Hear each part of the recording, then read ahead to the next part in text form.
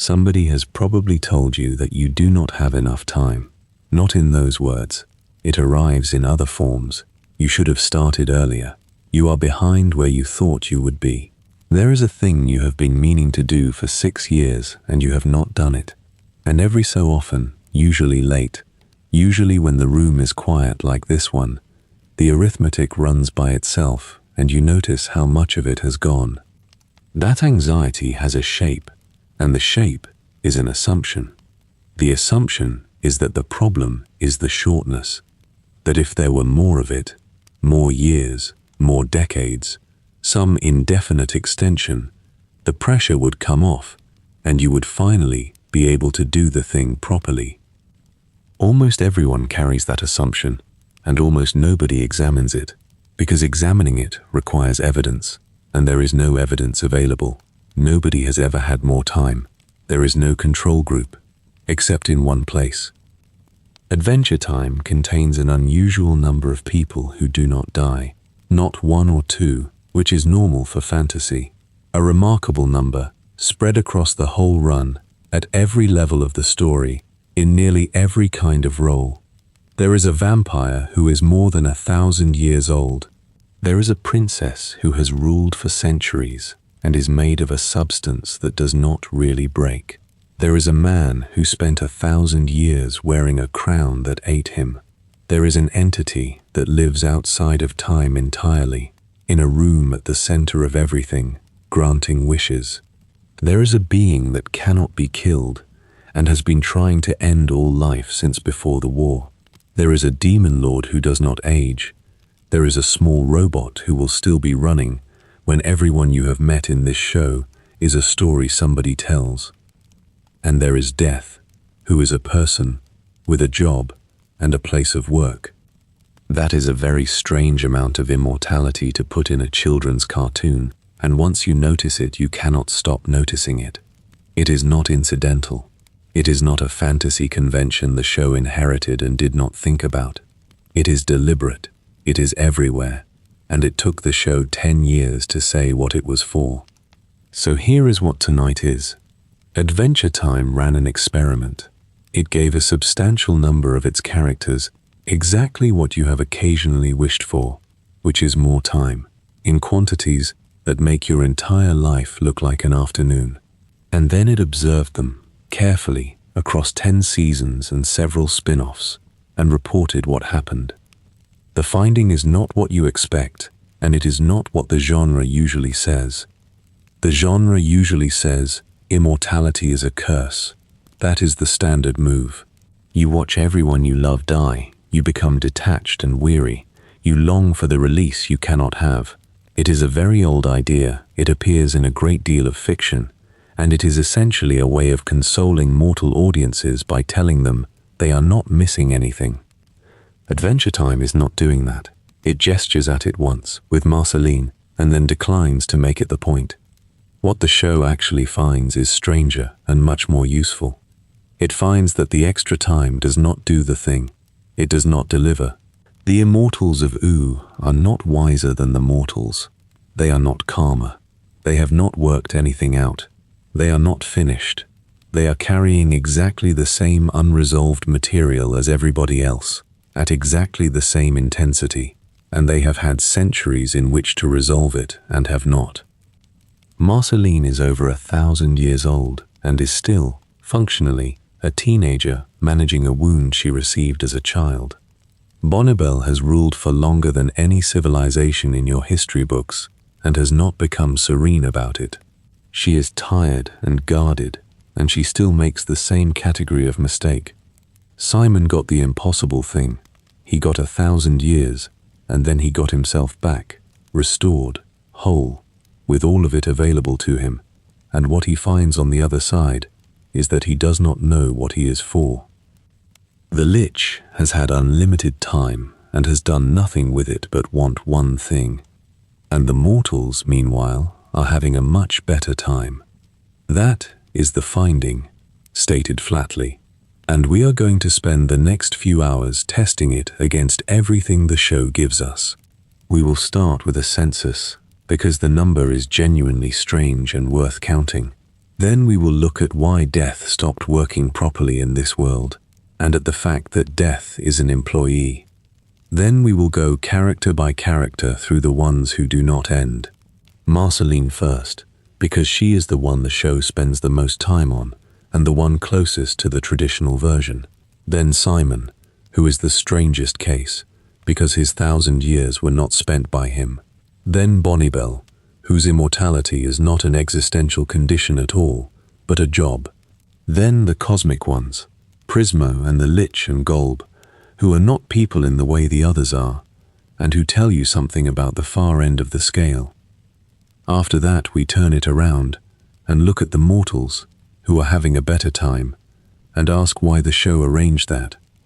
And then the findings, what extra time actually produces, what it does not, and what the show is saying to an audience of people lying in the dark, doing arithmetic about their own.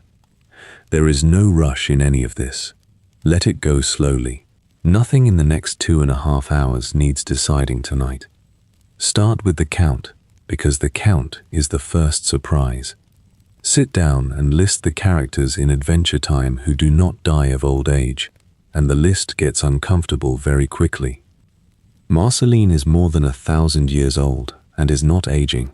Simon Petrikov lived 1,000 years under the crown and is, at the point we last see him, an old man who by any ordinary accounting should have been dust 9 centuries ago.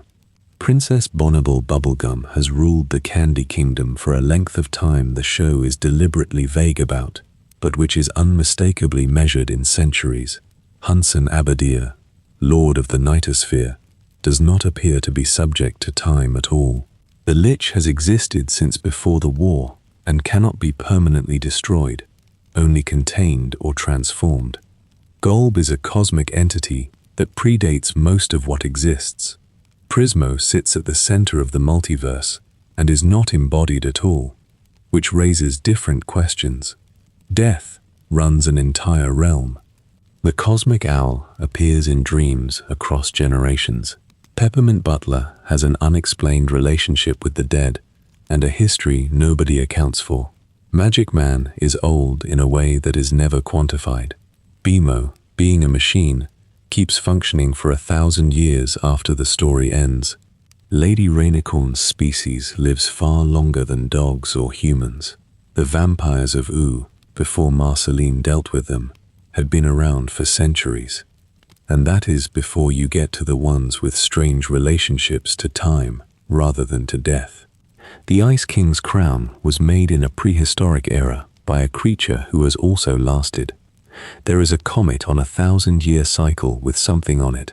There are guardians and entities and things in the background of episodes that are clearly ancient and never explained. Now compare that to almost any other children's show. Most of them have 0. A few have 1, usually a villain, usually as a way of making the villain frightening. Fantasy as a genre has a moderate number, usually elves, usually as decoration. Adventure Time has something like 15, at minimum, and they are not decoration. Several of them are main characters. The emotional core of the entire series runs through 3 of them. That is not an accident of world building. That is a subject. And here is the thing that makes the count meaningful rather than merely large. Look at what they are. 4. Dramatically. In most stories, an immortal character exists to provide perspective. They are the one who has seen it before, who knows how this goes, who can tell the young protagonist what the pattern is. Their function is to be wise, because they have had time to become wise, and the time is what qualifies them. Not one of Adventure Time's immortals does this. Marceline gives Finn essentially no useful guidance in 10 seasons. Bonibel gives instruction constantly, and it is technical rather than existential, and when she does offer a view on life, it is usually defensive and often wrong. Simon spends most of the series unable to remember his own name, and the rest of it as confused as anybody. Hunson has learned nothing. The Lich wants one thing and has wanted it forever. Prismo has cosmic perspective and uses it almost exclusively to be a pleasant host. There is no sage in this show. There is nobody who has used the centuries to arrive somewhere. That is a deliberate refusal, and it is the first piece of evidence for everything that follows. Before that, there is a distinction worth making early, because we are going to need it repeatedly, and the word is doing too much work. There is more than one way not to die, and the show has all of them. There is not aging. Marceline is the clean case. Time passes over her and does not accumulate in her body. She is a fixed point in a moving stream. There is not being killable. The Lich is that. He can be hurt and imprisoned and transformed, and he cannot be ended, which is a different property entirely. There is being outside time. Prismo does not persist through the centuries. He is not in them. His room is not a place where duration happens. There is being reconstitutable. Bonibel, her material can be reassembled, so the question of her death becomes an engineering question rather than a metaphysical one. There is being replaced by yourself. Simon, under the crown. He did not die, and he was not there. There is mechanical persistence. Bimo, who simply keeps running, without any of the freight the others carry. And there is what the candy people have, which is nothing at all, and which we should keep in view, because it is the control group. Those are 7 different conditions, and English gives them one word, and the fact that we have one word for 7 different things is a fair indication of how little thought most people have given to it. The reason this matters is that they produce completely different psychologies, and if the length of a life were the important variable, they would not. If duration were the thing, then everyone with a long duration would come out similar. They do not. They come out radically different from each other, and the differences track something other than the length. Hold that. We are going to test it against every case in the show, and it holds every time. There is one more thing to establish before we start on people, and it is about what aging actually looks like in this show, because the visual language is doing work. Almost nobody in U visibly ages. Finn does. That is the exception, and it is the whole point. Across 10 seasons he gets taller, his face changes shape, his voice drops, and the show lets all of it happen rather than freezing him at a marketable age the way children's television normally does.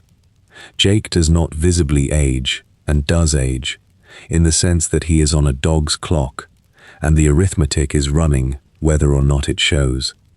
Bonibel does not. Marceline does not. Simon looks old and has looked exactly that old for 1,000 years, which is its own kind of strange. The candy people are drawn in a style that does not really admit of aging, and they age anyway, and go, and are replaced by candy people who look approximately the same. So the visual system of the show is, nearly everything is static, and one boy is changing. And the effect of that, cumulatively, over 10 years of broadcast, is that Finn's aging becomes the most visible fact in the entire series. Everything around him is a fixed backdrop, and he is the moving part. That is an unusual thing to build, and it produces a specific feeling that most viewers have and cannot name. Watching the show in order is watching one person move through a world that does not, which is, if you think about it, an exact description of what it is like to be a person. The street does not change. The house is where it was. Your parents look the same until suddenly they do not, and you are moving through it at a rate you cannot perceive from inside. The show made its immortals static and its protagonist mobile, and it did that in the drawing rather than the dialogue, and it never mentioned it once in 280 episodes. Now, why is U like this? Why does a post-apocalyptic fantasy world contain this much unending life? The show gives you an answer, obliquely, and it is one of the better pieces of world building in modern animation. Death stopped working properly after the war. Not entirely. People still die in Ooh, constantly, and the show is not squeamish about it. But something about the Mushroom War changed the rules. Magic returned to the world, or arrived, or was released. Whatever the mechanism, the aftermath of the war is a world in which the boundary between living and not living has become porous in a way it apparently was not before. You can see the evidence in the background of nearly every season. There are undead. There is a dead world you can travel to and return from, and characters do, more than once, without it being treated as an enormous deal. There are ghosts who have jobs. There is a candy person who moonlights as a necromancer. There is an entire episode structure the show returns to, where somebody dies and the plot is about going to get them. Death, in Adventure Time, is a location. That is the change that matters. It is somewhere you go, rather than something that happens to you. And if it is somewhere you go, then in principle, you can come back. And if you can come back, then the whole architecture of what dying means falls apart. And the show makes this explicit by giving death a face and an office. Death is a character. He has a horse. He runs a realm with rules and procedures, and he can be argued with, negotiated with, and occasionally beaten in a contest. He is not evil. He is not even especially frightening. He is an administrator with a difficult job and a certain amount of professional pride. That is a very old idea, personified death, and it goes back a long way in folklore, and the show is using it in a specific way that is worth pausing on. If death is a person, then dying is a transaction, and transactions can go differently. It removes the absolute quality, and an absolute is the only thing that makes mortality mean what it means. So the world of Ooh is one in which the fundamental deal has been renegotiated, and the immortals are not exceptions to a rule. They are the visible end of a spectrum that everybody is somewhere on. That is why there are so many of them. It is not that 15 characters got lucky. It is that in Ooh, the wall is thin, and enough beings have found their way through it, or around it, or into some arrangement with it, that not dying has become a fairly ordinary condition rather than a miracle. And what makes this interesting rather than merely convenient is what the show does with it. Because if you build a world where the wall is thin, you have removed the thing that most stories use to generate meaning. Almost all narrative significance runs on mortality. The stakes are that somebody could die. The urgency is that time is limited. The poignancy is that this will end. Take that out and you have to find something else, and most stories that take it out do not find anything and become weightless. Adventure Time is not weightless. It is one of the more emotionally serious things ever broadcast to children. So it found something else, and the something else is the subject of this whole episode. What it found is that mortality was never actually where the meaning was. We will build to that. First, the people. Marceline first, because she is the one the show spends the most time on, and because she is closest to the version of immortality you already know. Start with the number, and do the thing people never do with numbers of that size, which is break it into what it contains. More than 1,000 years, not as a fact about her age, as a quantity of experienced afternoons. That is somewhere around 400,000 days. It is around 50 generations of human beings born, growing up, growing old, and going. It is longer than the gap between the fall of Rome and the present. If you started at the far end of Marceline's life and walked forward through your own history, you would pass every event you can name, every empire you learned about in school, every book you have read except the very oldest, and you would still not have arrived at the point where she meets Finn. And she was a child for the first part of it. That is the piece that never gets said. She was a small girl during the worst event in the history of her world, alone, in a wrecked city, and everything after that is a person who started badly and then did not stop. Now here is the thing the show does with all of this, and it is the first surprise. It refuses to make her tragic. You would expect the weary immortal, the one who speaks in a lower register than everyone else, who has seen too much, who carries the centuries visibly. That character exists in 1,000 books, and she is always the same character. Marceline is not that. Marceline plays bass. She hovers around being annoying to people. She is sarcastic with a 12-year-old boy and appears to enjoy it. She has a house and a cat and a wardrobe and opinions about music. She is, most of the time, indistinguishable from a slightly older teenager who is cooler than you. And the standard reading of that is, it is a mask. She is performing lightness over an abyss. That reading is available, and the show supports it. But it is not the whole thing, and I think it misses what is actually being said. Because watch when the lightness slips. It slips rarely, and when it does, what is underneath is not 1,000 years of accumulated weight. It is one wound, from the beginning, still exactly the size it was. Her father, Simon, her mother, the city, that is what is under there. It is not the accumulated sorrow of a millennium. It is a childhood, unprocessed, preserved at full strength, in a person who has had 1,000 years and has not touched it. That is the finding, and it is the first piece of the argument, and it is quite hard to take. Time does not process anything by itself. You may have assumed otherwise. Most people do. There is a widespread and comfortable belief that things fade, that distance heals, that a thing which is unbearable now will be bearable in 20 years, simply because 20 years will have gone by. And there is a version of that which is true. The sharpness does dull, the frequency drops.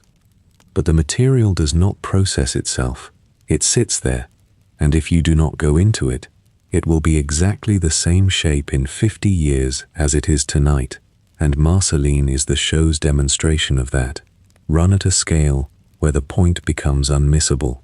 1,000 years, and Hambo is still the most important object she owns.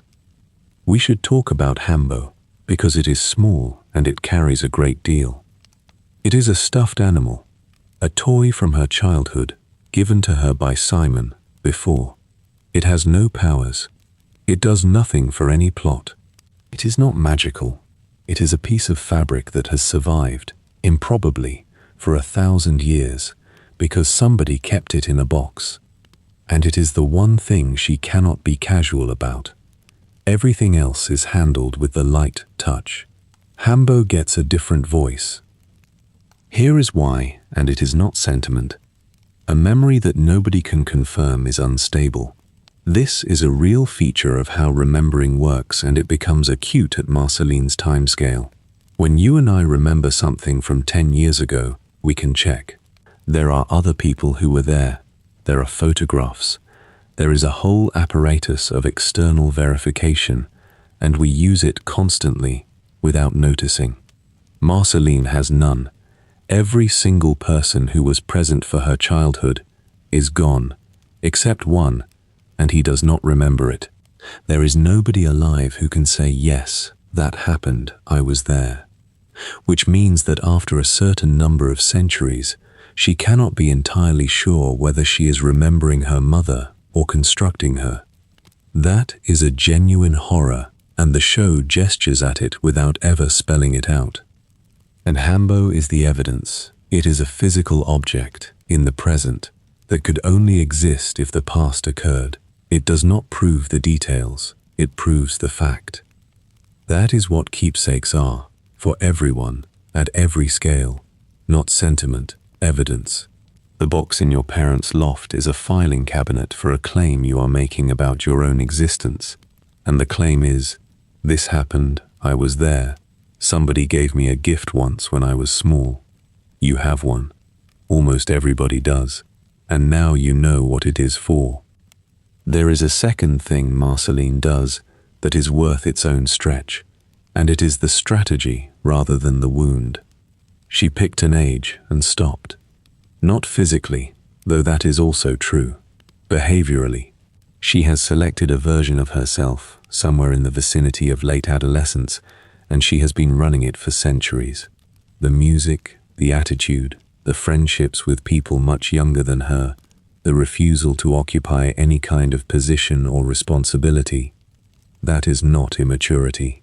Immaturity is failing to develop. This is different. This is a completed choice, made a long time ago, held ever since. And here is what makes it legible rather than merely strange. She chose the last version of herself that was survivable. Think about what the alternative would look like. If she had continued to develop, continued to change, continued to become new versions of herself at the ordinary rate, then over 1,000 years she would have become several hundred different people, and each one would have to inherit the wound from the last and reinterpret it and re-experience it in a new register forever. Stopping is a way of limiting the damage. One person carries it indefinitely instead of an endless queue of people carrying it in turn. That is a real strategy, and people use small versions of it constantly. There is a whole category of adult who is running a self they selected at 19 or 23, and who has held it since, and who is not doing so out of failure, but out of a correct assessment that the version they had at that point was the last one that worked. You may know one. There is a chance you are one. The show does not judge her for it. That matters. There is no episode where Marceline is told to grow up, no arc where she is required to mature into her age. The narrative accepts the strategy as a legitimate way to survive an unsurvivable amount of time, and simply shows you the cost, which is that she is a bit stuck and knows it. And there is one more piece to her, and it is the largest, and it arrives as a song. There is a lullaby in the show. Her mother sang it to her, before, in the world that ended. It is a short, simple thing about how everything remains, and everything changes, both at once, and how neither cancels the other. That song is the thesis of the entire series, and it is placed in the mouth of a woman who has been dead for 1,000 years, sung to a frightened child, in a ruined city. Consider what it is actually saying, because it is not soothing when you unpack it.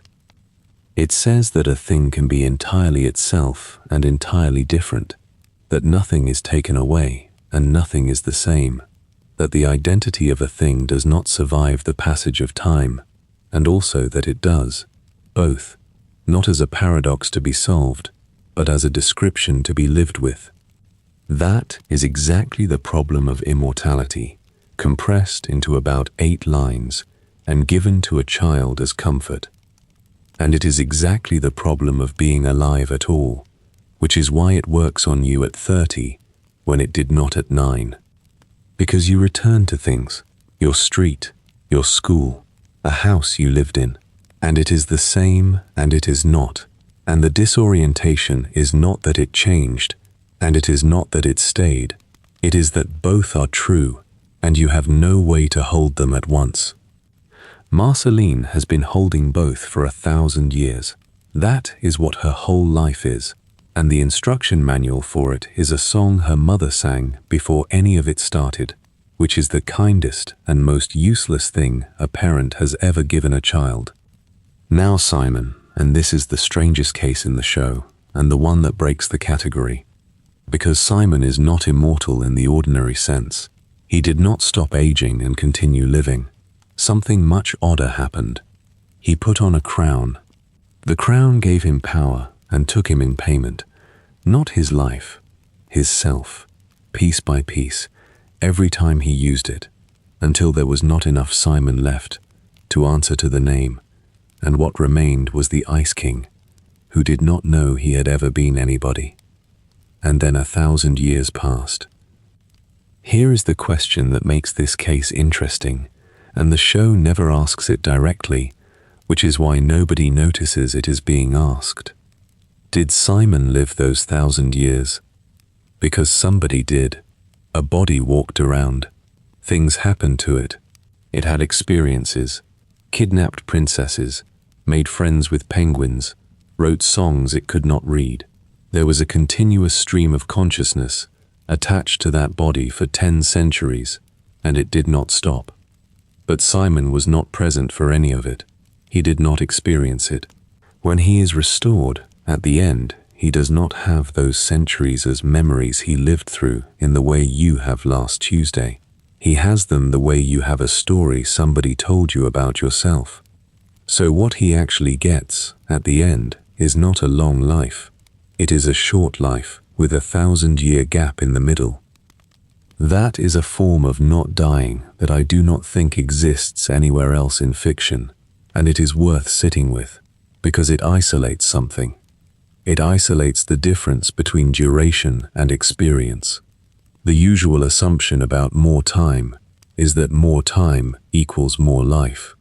They are treated as the same quantity. Simon is the case that separates them completely. He got the duration, he did not get the life, and the show is quite clear that the duration was worth nothing to him, that it bought him nothing, that he would trade every year of it without hesitation. Which raises the obvious question about the rest of us, and I will leave it sitting there rather than answering it. How much of your own duration have you been present for? Not as an accusation. It is not a productivity point. It is just a genuine question that Simon's case makes askable, and most people, doing the honest arithmetic on an ordinary week, find the answer is lower than they expected. There are whole months that went past without anybody home. The Crown is a machine for doing that at industrial scale, and it is one of the better images anyone has built for it. And there is the part of Simon's story that hurts, and we should approach it carefully, because it is the most affecting material in the show, and it deserves to be handled properly. While he was being taken, he knew. He documented it. There are recordings, made by him, before, in which he explains what is happening to him, and apologizes in advance for what the thing left behind will do. He is speaking to a future that will not remember receiving the message. He is writing a letter to somebody who will not know it arrived, and there are papers, pages of writing, made by Simon, addressed to Marceline, from the years when he was still able to look after her. He kept them for 1,000 years without knowing why he was keeping them, because the impulse survived the man. That is the image the whole show turns on, not the loss, the residue, the fact that something got through 1,000 years of erosion, and what got through was not his name or his history or his face, but the fact that he had wanted to say sorry to her. Whether that is comforting is genuinely not obvious, and the show refuses to decide for you. It is not offered as consolation. He is gone. Something of him is still operating, blindly, and both of those are true, and the show puts them in front of you at 11 minutes long and lets you take them home. What I will say is this, because it belongs in an episode about immortality. Of everything in this show that lasts, the longest lasting thing is not a person. It is not the Lich, who has wanted the same thing since before the war. It is not Golb, who predates most of existence. It is not Prismo, who is outside time. It is an apology, on paper, that outlived the man who wrote it, and the mind that could read it. That is the show's actual answer to what endures, and it is buried in a single episode about songwriting. Simon has one more thing to tell us, and it is the newest part of his story, and the most uncomfortable, so we will take it slowly. He gets it back. That is the thing nobody expected. After 1,000 years, after the Crown, after everyone had accepted that the man was gone and only the shell remained, the curse breaks and Simon Petrikov is restored, whole, himself, present. It is one of the most cathartic things the franchise ever did, and audiences had waited the better part of a decade for it. And then the show does something extremely brave, which is to look at what happens next. What happens next is that Simon is not happy. He is not in crisis. He is not suffering. He is restored, safe, surrounded by people who love him, in a world at peace, and he does not know what he is for. Because for 1,000 years he was important, not in a good way, but unmistakably. The Ice King was a major presence in U, a figure in everyone's life, a problem to be dealt with, someone whose existence generated events, and now he is an old man in a house with no particular reason to get up. That is the empty nest at a cosmic scale, and it is the specific problem of afterward, and it is an extraordinary thing to build a spin-off series around, because look at who that story is for. It is not for children. Children do not have the afterward problem. Children are entirely inside the during. It is for the people who watched the original show as children and are now 28, 32, 35, and who got through the difficult stretch that defined them, and who are now on the other side of it, in a life that is fine, asking a question they cannot phrase. Not, my life is bad. That is legible, and you know what to do with it. But, this is what I was heading toward, and now I am here, and it is Tuesday. Simon is the show's statement about immortality, and it is the most damning one in the whole series. He got the miracle. He got everything. And the miracle did not answer the question, because the question was never a question about time. Now Bonnibel, and here the whole subject changes register, because her version of not dying is not existential at all. It is administrative. Princess Bonnibel Bubblegum has ruled the Candy Kingdom for centuries. The show is deliberately vague about the number, and vague is correct, because the point is not the quantity, it is that it exceeds any reasonable notion of a term of office. And what has she done with the centuries? Work. That is the answer, and it is remarkable how consistent it is. There is no stretch of Bonnibel's long life in which she took some time. There is no episode revealing that she spent a century traveling, or in seclusion, or doing anything other than running a kingdom and conducting research. She has been on shift since before anyone can remember. Now compare that to Marceline, who has spent the same centuries essentially not working, and you have the show's two models of what to do with unlimited time, sitting in the same friendship, frequently in conflict about it.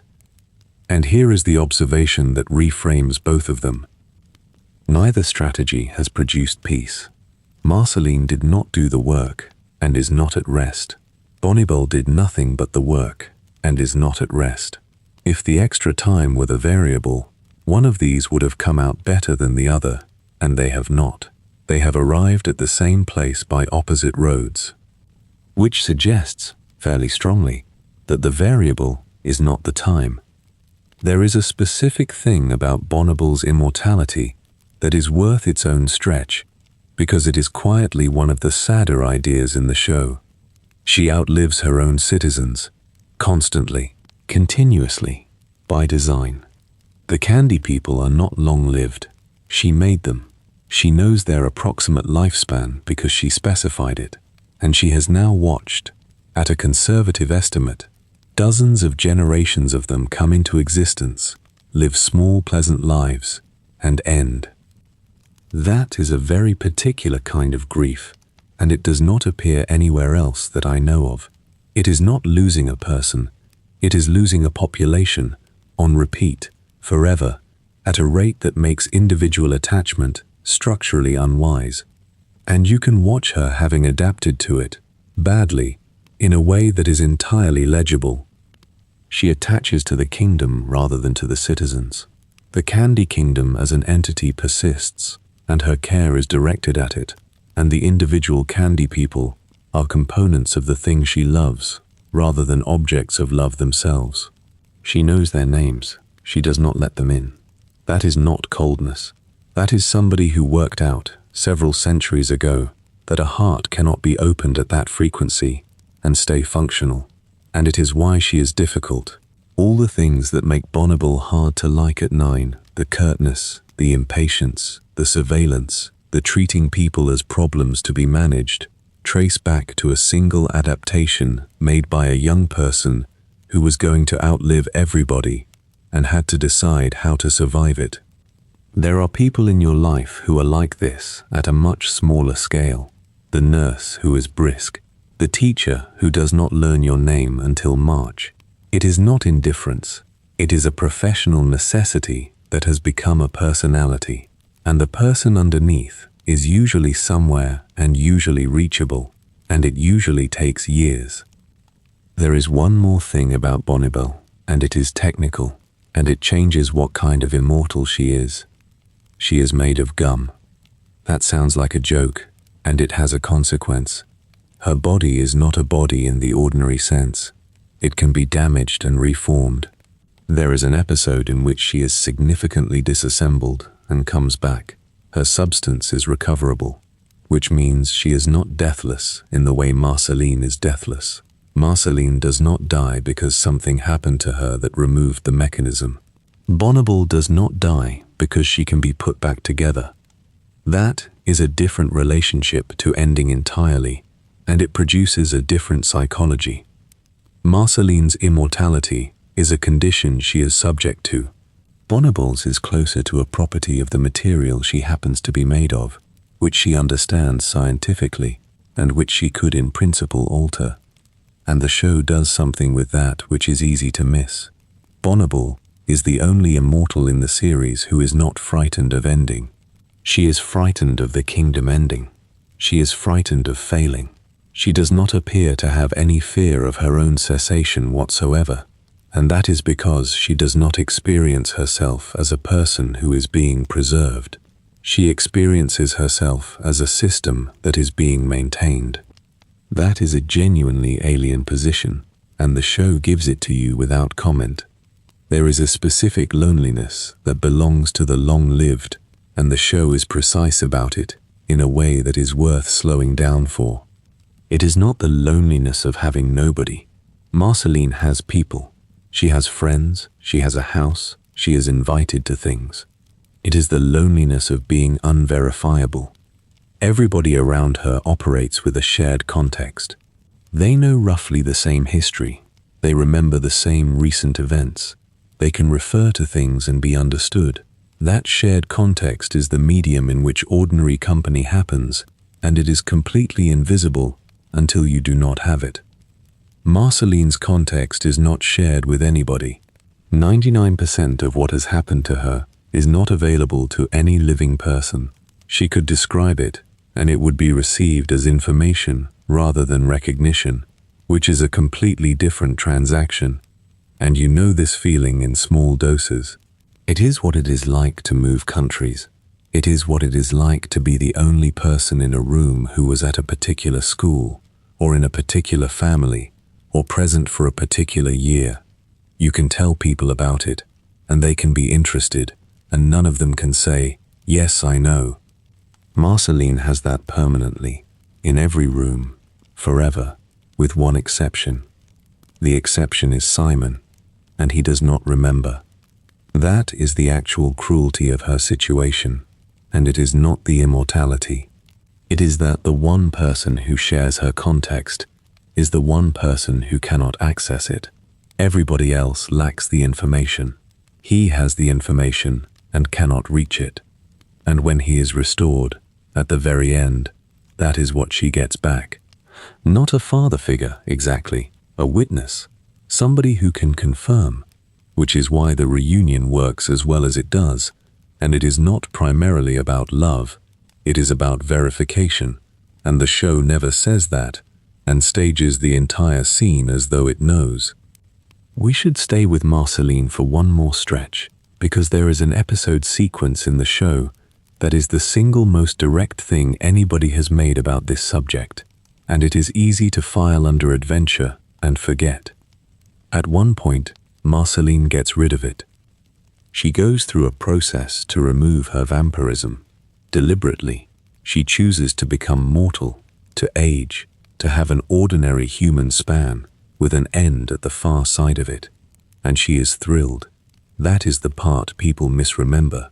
She is not solemn about it. She is not making a noble sacrifice. She is delighted. She wants a normal life. She wants to get older. She has had 1,000 years, and what she wants is the thing you have.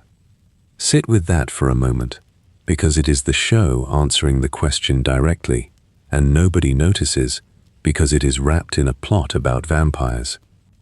Given a free choice, with full knowledge of both options, the show's oldest character picks mortality without hesitation. And then it goes wrong, and she has to take it back, and by the end, she is what she was. That reversal is usually read as a plot necessity, which it partly is. But look at what it produces.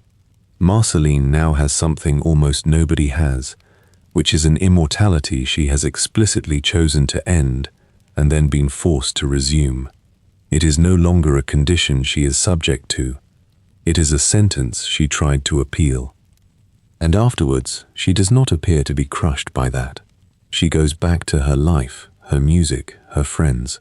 The show does not turn her into a tragic figure who knows what she has lost, which is, once again, the show declining the obvious move, and it is worth asking why.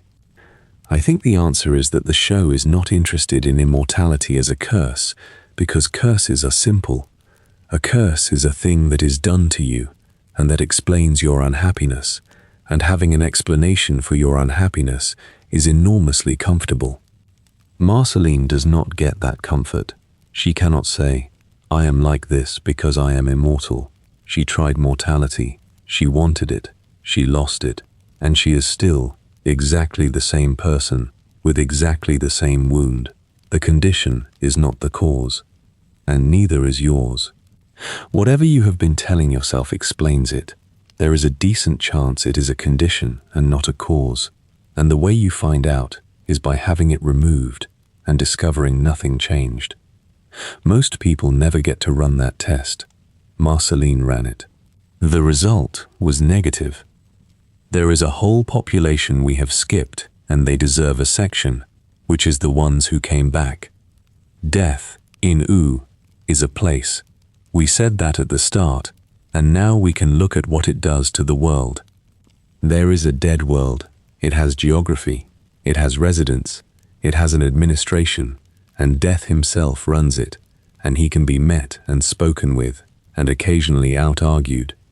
Characters go there and return, not once, as a special event, several times in different episodes, for different reasons, with varying levels of difficulty. It is not easy, but it is not impossible, and the fact that it is not impossible is the whole thing. Now think about what that does to a person living in U. If death is a location, then grief is different. It is not the absolute severance that grief actually is. It is closer to somebody having moved a very long way away, to a country with difficult borders. And you would expect that to make the world less sad. It does not. That is the strange finding. The characters in U grieve as hard as anyone. Marceline's grief for Simon is not lessened by the theoretical possibility of retrieval. Jake's grief for Prismo is total. The show never has anybody console anybody with the fact that the wall is thin, which tells you that the thing people actually grieve is not the metaphysics. It is the absence. The person is not in the room and will not be in the room, and whether they are technically retrievable from a bureaucratic afterlife does not touch that at all. That is a quietly enormous thing for the show to have established. And it did it by building a world where the consoling belief is literally true and observing that it consoles nobody. Peppermint Butler is worth a short stretch here because he is the joke version and the joke has a point. He is a small candy man in a waistcoat who serves the princess. He is polite. He announces visitors. He is also, in a running thread that the show never fully explains, deeply involved with the dead. He has dealings in the dead world. He performs rituals. He has an authority there that nobody in the Candy Kingdom knows about, and he handles it with complete equanimity. And the reason he is funny is the mismatch. The most cosmically compromised character in the show is the butler, and his manner never changes. But there is something underneath it. Peppermint Butler is one of the few beings in U who has actual working knowledge of what happens after, and he is unbothered, and he continues to do his job. That is either the least or the most reassuring thing available. A person who knows what is on the other side, and whose response to that knowledge is to keep announcing visitors. You can decide which. The show does not. There is a thing about food that belongs in this episode, and it sounds trivial until you look at it. Marceline eats the color red. That is the joke and the mechanism. She does not eat food in the ordinary sense. She drains the redness out of things, and the thing is left gray and otherwise intact. Now that is a very odd piece of design, and the show made it deliberately, because the obvious version of a vampire is the one that drinks blood, and they went out of their way not to do that in a children's show and landed on something stranger. Consider what she is actually doing. She takes the color and leaves the substance. Nothing is destroyed. Nothing is consumed in the ordinary sense. The strawberry is still a strawberry. It is simply drained. That is a fairly exact image of what a very long life does to things. Not destruction, draining. The object persists, and the vividness goes out of it, and what is left is the same shape in gray. And the show puts that in the hands of its oldest character as her method of eating, which means she is doing it constantly, casually, several times a day, for 1,000 years. There is another food detail, and it goes the other way, which is that Jake cooks. Jake makes food constantly, and it is the most consistent thing he does. And cooking is the opposite operation. It takes time and produces something that is consumed immediately and leaves nothing behind. It is a total waste of an afternoon by any accounting that measures accumulation. The mortal one makes things that vanish. The immortal one drains things that remain. I am not certain the show did that on purpose, but it is there, and it is the same pattern as everything else, and the pattern is now so consistent that I have stopped assuming any of it is accidental. We should look at what the immortals own, because possession behaves strangely at these lengths, and the show is precise about it. Marceline has a house. It is full of things. She has instruments, furniture, objects accumulated over an unimaginable span, and almost none of it is old. That is the detail. You would expect the home of a 1,000-year-old to be a museum, layers of centuries, artifacts from every era she has lived through. It is a fairly ordinary house with a fairly ordinary amount of stuff in it, most of it recent, and one toy from her childhood, which tells you that she has been discarding continuously. Everything from every era has gone, deliberately or by attrition, except the one object that functions as evidence. And that is the correct behavior, if you think about it, and it is the only sustainable one. Somebody who kept everything across 1,000 years would be crushed under it within 2 centuries. The only way to persist is to keep letting go of nearly all of it, which is what everybody does at the ordinary scale without calling it that. Almost nothing you owned at 15 is still in your possession. You did not decide to get rid of it. It simply went in the way things go, and you kept 3 items, and those 3 are the ones you would go back into a burning building for. The show is telling you that this is not a failure of preservation. It is the mechanism by which a life stays carryable.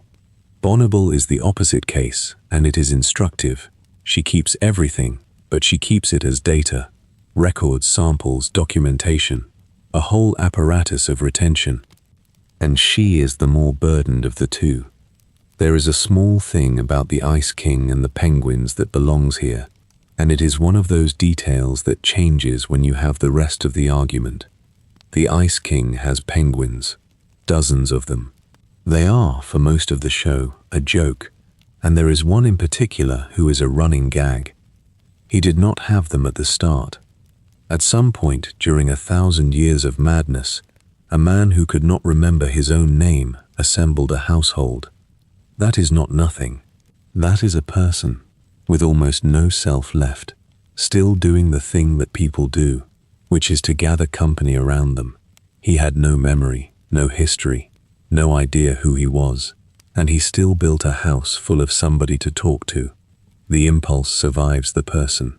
That is the same finding as the papers, arriving from a completely different direction, played as comedy for 10 years. Whatever a self is, it is not the part that wants company. That part is underneath, and it keeps working after everything above it has gone.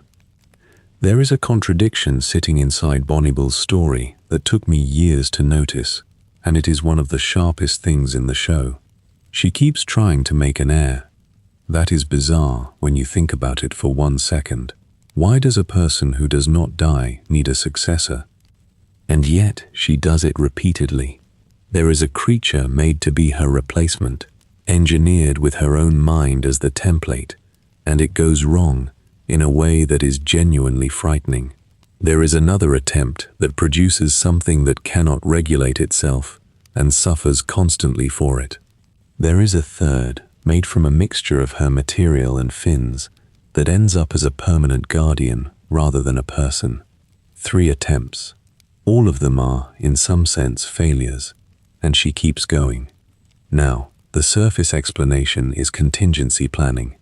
She is not invulnerable, and somebody should be able to take over. I do not think that is what is happening, because the show gives you her behavior, and her behavior is not the behavior of somebody doing succession planning. It is more urgent than that, and much more personal. Here is what I think is going on. Bonnibel does not die, and she also does not believe she is going to last. Nobody who has watched everything else end believes their own thing is exempt. She has seen a civilization end. She has seen kingdoms come and go. She knows, in a way that a shorter-lived person cannot know, that permanence is not real. So her immortality has not given her security. It has given her a longer view of exactly how insecure everything is. And the heir is not about her ending. It is about the kingdom ending.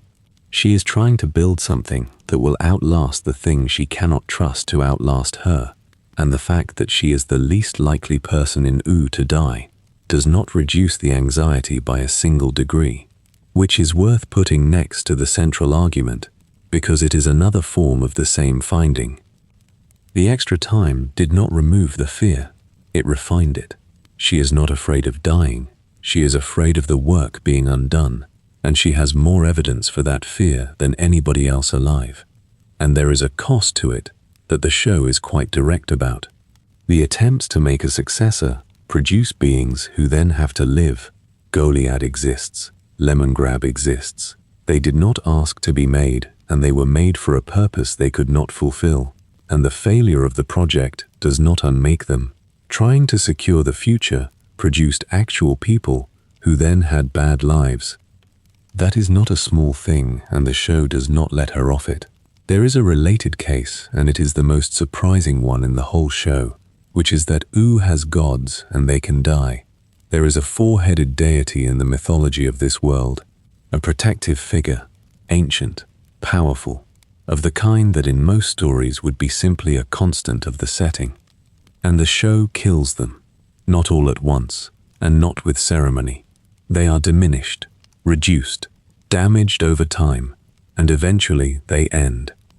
Now think about how unusual that is. The whole point of a deity, structurally, in fiction and outside it, is to be the thing that does not end. That is the function. A god who dies is not a god, it is a very large creature.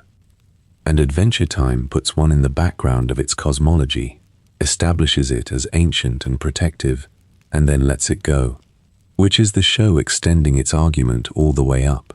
It is not just that immortality does not help the characters, it is that the show does not really believe in the category. Nothing in U is exempt. The oldest and largest things are on the same slope as everybody else, just further along it, moving more slowly. And once you see that, the whole taxonomy from earlier gets a footnote. Everything we called immortal in this show is actually just long. There is a difference between very long and infinite, and the show has quietly abolished the second category, which means the immortals are not a separate class of being. They are the same class as you, at a different setting. There is a piece of Marceline's history that we have avoided, and it should not be avoided, because 1,000 years is long enough to have done things. She was a vampire for most of it, and vampires in Oo are not gentle. There is a history there. There were others of her kind, and there was a period, before the series, in which she dealt with them, and the dealing was not clean. The show does not dwell on this, and it does not pretend it did not happen. It sits in her background as a fact. She has a past that includes harm. And here is why that matters for tonight. A long life is a long record. Anybody who exists for 1,000 years is going to have done things they would not do now, in quantities that a shorter life does not permit. Now, the comfortable version of this is that she has grown, and the person who did those things is not the person she is, and that is partly true, and it is the argument everybody makes about their own past. But the show does not offer her absolution, and she does not appear to seek it. What she has instead is the ordinary arrangement, which is that it happened, it is hers, and she is getting on with it. There is no mechanism in this show for clearing a record, no redemption arc, no atonement quest, no scene where the ledger is settled. Characters do bad things and then continue existing, carrying them, at whatever length they have. That is unusual for children's television, and it is the honest position, and it means something specific for the immortals.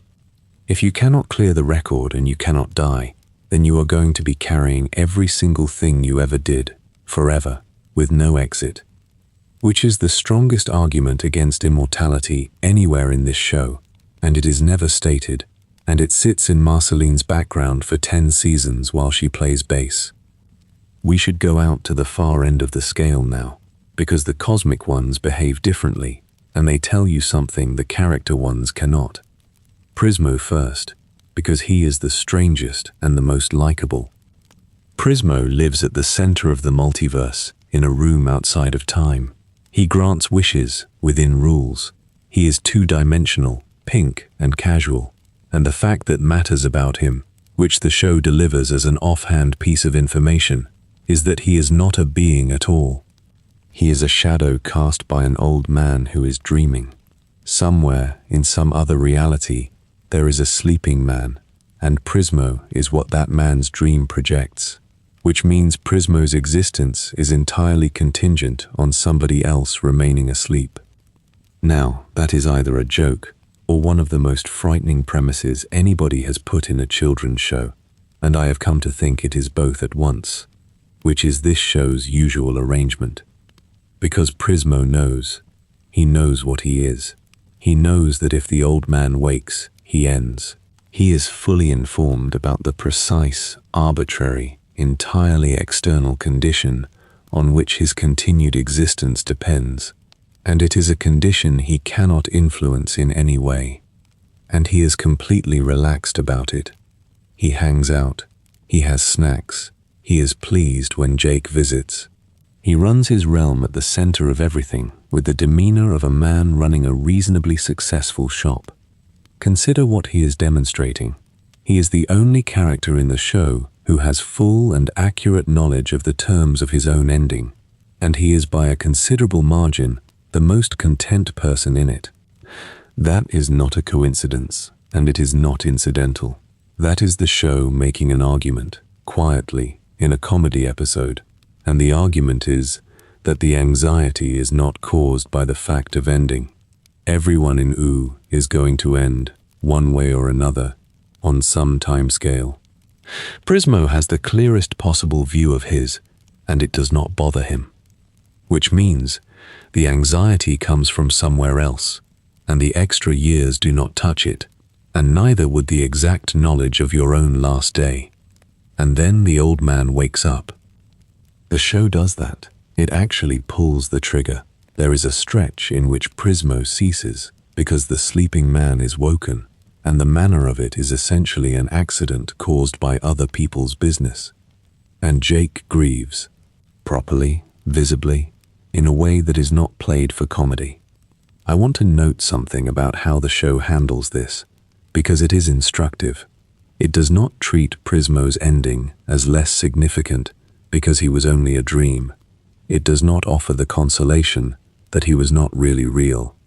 the loss is presented at full weight. And that is correct, and it is an argument about all the others too.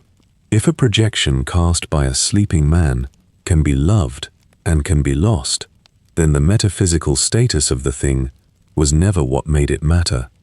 Now the lich, who is the opposite of everybody and therefore the most useful comparison. The lich cannot be killed. That is his defining property. He can be contained, imprisoned, transformed, but not ended, and the show is consistent about this across a decade. So he is the purest immortal in the series. Marceline can be hurt, Bonnibel can be disassembled, Simon lost himself, the lich has the thing, unqualified, with no cost attached.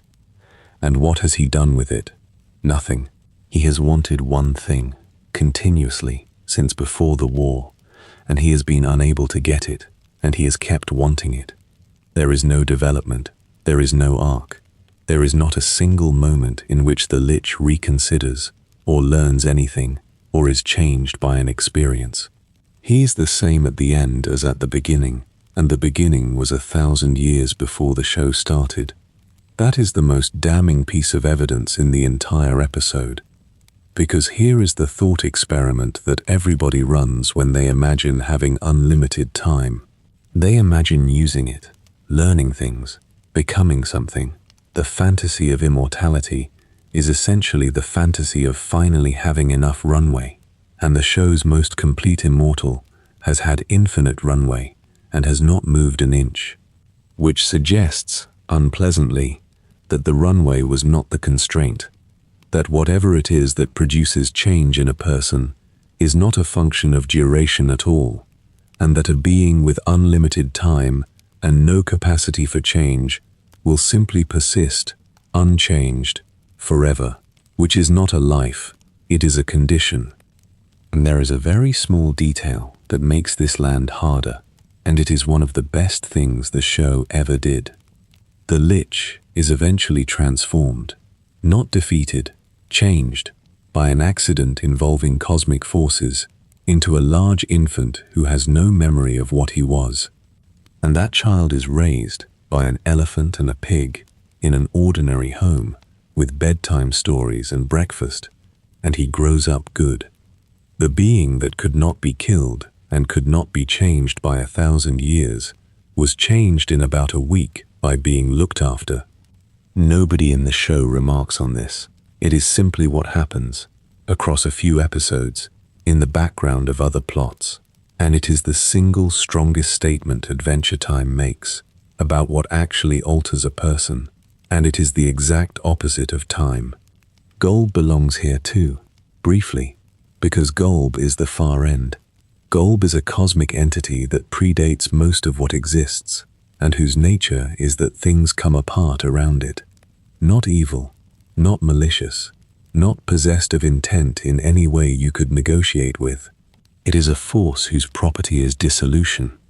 And what is interesting about Golb, in an episode about immortality, is that Golb is the only thing in the show that is genuinely eternal in the way we usually mean when we use the word.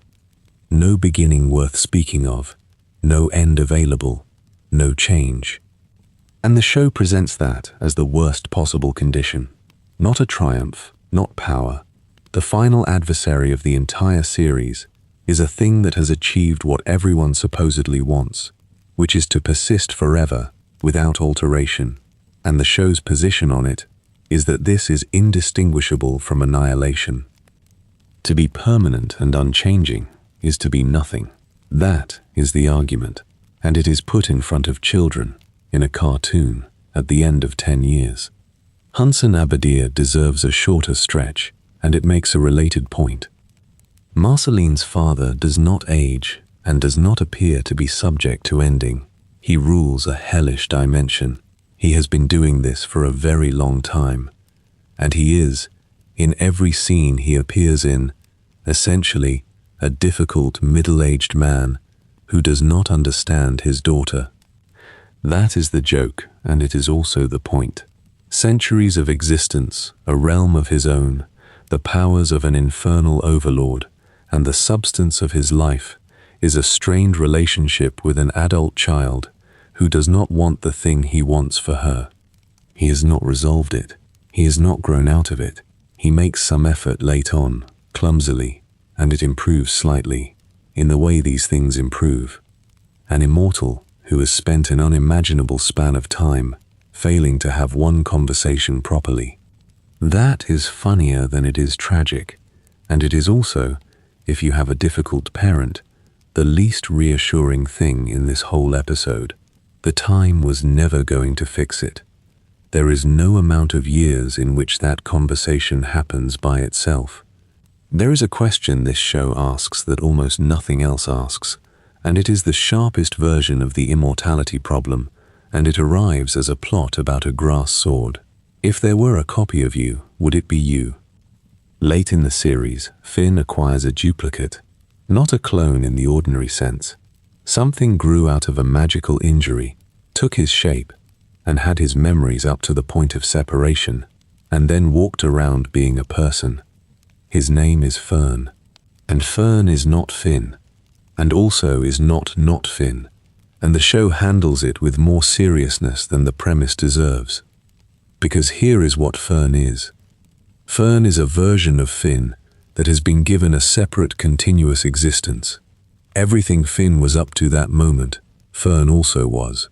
And from that moment they diverge, and after a while they are unmistakably different people, and neither of them is the fake one. Now bring that back to immortality. Every argument about living forever eventually runs into this, and most fiction avoids it. If you persist for 1,000 years, is the person at the far end you? Marceline is the case. The girl in the ruined city and the woman playing bass on a rooftop share a continuous memory chain and almost nothing else. Different beliefs, different concerns, different relationship to everything. If you met them separately, you would not identify them as one person. So in what sense has she lived for 1,000 years, rather than a few hundred people having lived in sequence, each inheriting the last one's things? The show does not answer this, and I do not think it can. But it raises it twice, in two completely different registers, once as a horror plot about a duplicate, and once as the quiet condition of its oldest character, and the fact that it raises it at all is unusual. And there is a version that applies to you tonight, and it is not hypothetical. You are not the person who watched this show at 9. Almost nothing is shared. Not the opinions, not the fears, not the body, not the reasoning. What connects you is a chain of memory, most of which is demonstrably inaccurate, and a continuity of paperwork. Which means the immortality question is not really about extreme durations at all. It is happening to you at the ordinary rate. You are already replacing yourself, slowly, and the only difference between you and Marceline is how many times. That is not distressing, or it does not have to be. It is only distressing if you are attached to the idea of a fixed self persisting through it. And this show, more than any other, spends its entire run gently suggesting that there is no such thing, and that this is fine. Susan Strong belongs here, and she is the piece of world building that makes the mortality question concrete. There are humans in U, not just Finn. There is a population, hidden, and a version of them living underground in a preserved environment, and when the show finds them, they have been maintained for a very long time in a state that is not exactly living. Preserved. That is the word. Kept. And the show's attitude to this is not admiring. The preservation is presented as a diminished condition. These are people who have been protected from ending by being prevented from doing anything. And the result is not a population thriving, it is a population in storage. That is an argument about safety, and it is aimed squarely at the thing everybody actually wants when they say they want more time. Because the honest version of the wish is usually not more experience, it is less risk, fewer irreversible things, a world where the mistakes can be taken back and the losses can be prevented. And U has a place like that, underground, and the show's verdict on it is unambiguous. There is a related structure, and it is one of the best episodes the show ever made, which is the alternative version of Finn's life. There is a timeline in which the Mushroom War did not go the way it went. Finn's life in it is ordinary. He is a farmer. He has parents. Nothing catastrophic has happened to him. He has not lost an arm, or a father, or a species, and it is not presented as better. That is the remarkable choice. Every instinct says the version without the trauma is the good one. The show declines. It gives you a Finn who has had a gentler life, and it declines to say he is doing better, and it lets you notice that the person you know, the damaged one, is more of a person. I am wary of that idea because it slides very easily into a lie, which is that suffering is good for you. It is not, and the show does not say that either. Nobody in OO is improved by their worst day. What it says is narrower. It says that a life without the irreversible things in it is not the same life with the bad parts removed. It is a different life, entirely, and there is no version of you that gets the good parts and skips the rest, because they were never separable. Which is another way of saying that the wish for more time is usually a wish for a different past wearing a disguise. We should deal with the vampires as a group, because Marceline is not the only one, and the others tell you something about what a long life does when nobody is watching. Before the series, there were others, a set of them, powerful, each with their own character, and they were a genuine threat to OO for a long time. And what were they doing with their centuries? Praying. That is essentially it. Each of them had settled into a single behavior and had been running it, unchanged, for as long as anybody could remember. One of them was a hoarder, one was a manipulator, one simply hunted. None of them had developed, none of them had projects. They were, each of them, a single trait, running on a very long loop. That is a fairly bleak picture of what unlimited time does to a being with no reason to change, and it is exactly consistent with the Lich. And here is the thing that makes it useful rather than merely dark. Marceline came out of that group and did not become that. She had every opportunity. She had the same span, the same nature, the same absence of external pressure. And she is the one who plays bass and has friends and lives in a house and is fond of a 12-year-old boy. So what was different? The show gives you the answer, and it is Simon, and the answer is the same one it always is. Somebody looked after her for a few years when she was small. That is the entire variable. A handful of years of being attended to, against 1,000 of everything else, and it is the difference between Marceline and a creature that hunts on a loop forever, which is an enormous claim about the leverage of early care, and the show makes it by simply putting the two outcomes next to each other and letting you do the comparison. There is one more question about the vampires, and it is the awkward one. Marceline ends them. That is her history. She is why there are no more. And the show does not treat this as heroism and does not treat it as villainy. It treats it as a thing that happened and that she carries. Which brings us back to the record problem. She is the only one left who knows what any of them were like. The only surviving account of an entire kind of being is held by the person who ended them, and there is no way for that account to be corrected by anybody. At a long enough time scale, the survivor becomes the sole historian, and there is nobody left to check. That is a genuine problem, and it is the reason to be careful about anybody's account of a very long time ago, including your own, about your own childhood, where you are also the last surviving witness with an interest in the outcome.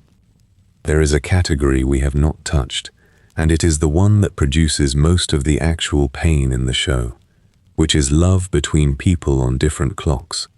Adventure Time is full of it. Once you look for it, you cannot see anything else. Simon and Marceline. He was mortal, she was not. He looked after her for a few years, and then he was taken, and she has carried it for 1,000. Simon and Betty. She followed him across a century and eventually out of ordinary existence altogether. Bonnibel and Marceline, both long-lived, but not on the same terms, and with a history of hurting each other that spans more time than most nations last. Jake and Lady Rainicorn. He is a dog, she is a Rainicorn, and Rainicorns live very much longer. That is stated. It is not dwelt on. It sits in the background of a decade of a happy marriage. Finn and Huntress Wizard. He is a human, she is not, and it is not clear what she is or how long she has. Almost every significant romantic or familial relationship in this show is between beings with mismatched spans, and the show almost never comments on it. Now, mismatched lifespan love is an old idea, and it usually gets used one way, which is tragedy, the elf and the human, the vampire and the mortal. The point is always the coming loss, and the story is about anticipating it. Adventure Time does something different, and it took me a long time to see it. It shows them getting on with it. Jake and Lady have a family. They have a house. They have a long, comfortable partnership, conducted mostly in a language the audience cannot understand. At no point does the show pause to note that one of them is going to be there for a very long time after the other one is not. And that omission is the statement, because the alternative, the version where they spend the marriage in the shadow of the arithmetic, would be an accurate description of nothing. Nobody lives like that. Everybody you know is in a relationship with somebody whose ending is at a different point from theirs, and the difference is unknown, and it is usually not decades, but it might be, and functionally, nobody factors it in. You are in one right now, several probably, and you do not do the arithmetic, and you are right not to, and the show is quietly confirming that you are right. The one relationship where the mismatch is the whole subject is Simon and Betty, and that one we should take carefully. Betty follows him. That is the shape of it. Simon is taken by the crown, and Betty spends everything she has across an enormous span trying to get him back. She gives up a career, a life, a self, and she succeeds. That is the part that always surprises people who remember it as a tragedy. What she was trying to do actually happens. Simon is restored. The price is that she is not there for it, in any form that resembles the woman who started. The show does not tell you whether that was a good trade. It refuses. It presents devotion carried all the way to its logical end, and the achievement, and the cost, and it declines to score them. I think the refusal is the honest position, and I want to say why, because it belongs in this episode specifically. Betty's problem is a time problem. She had a limited amount of it, and she spent all of it on one thing. And the question of whether that was correct is not answerable from outside, because the answer depends entirely on how much the one thing was worth, and only she could know. Every person spends a limited amount of time on some arrangement of things. Some spend it broadly, some spend it all on one. There is no external standard by which one of those is right. What the show will not let you have is the comfortable conclusion that she wasted it, because she did not. She got the thing. Simon is sitting there, himself, because of her. There is another version of the mismatch that is not romantic, and it is the one that will apply to you. Everybody has somebody older, not immortal, just older, by enough that the arithmetic is real. A parent, a grandparent, a teacher who was already grey when you met them, somebody whose remaining span is meaningfully shorter than yours, and both of you know it, and neither of you mentions it. Adventure Time is full of that too. Finn and Simon at the end is exactly that. So is Marceline and Simon in reverse, where the younger one will outlast by an unimaginable margin.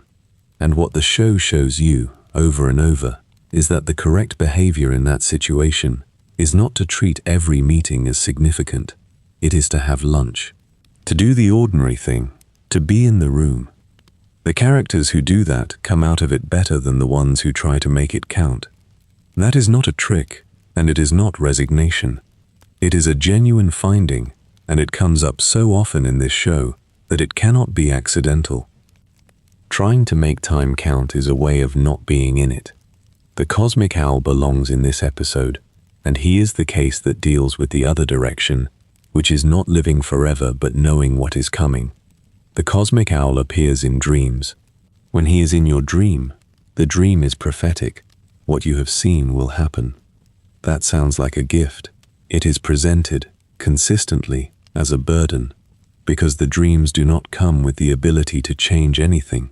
Knowing does not help.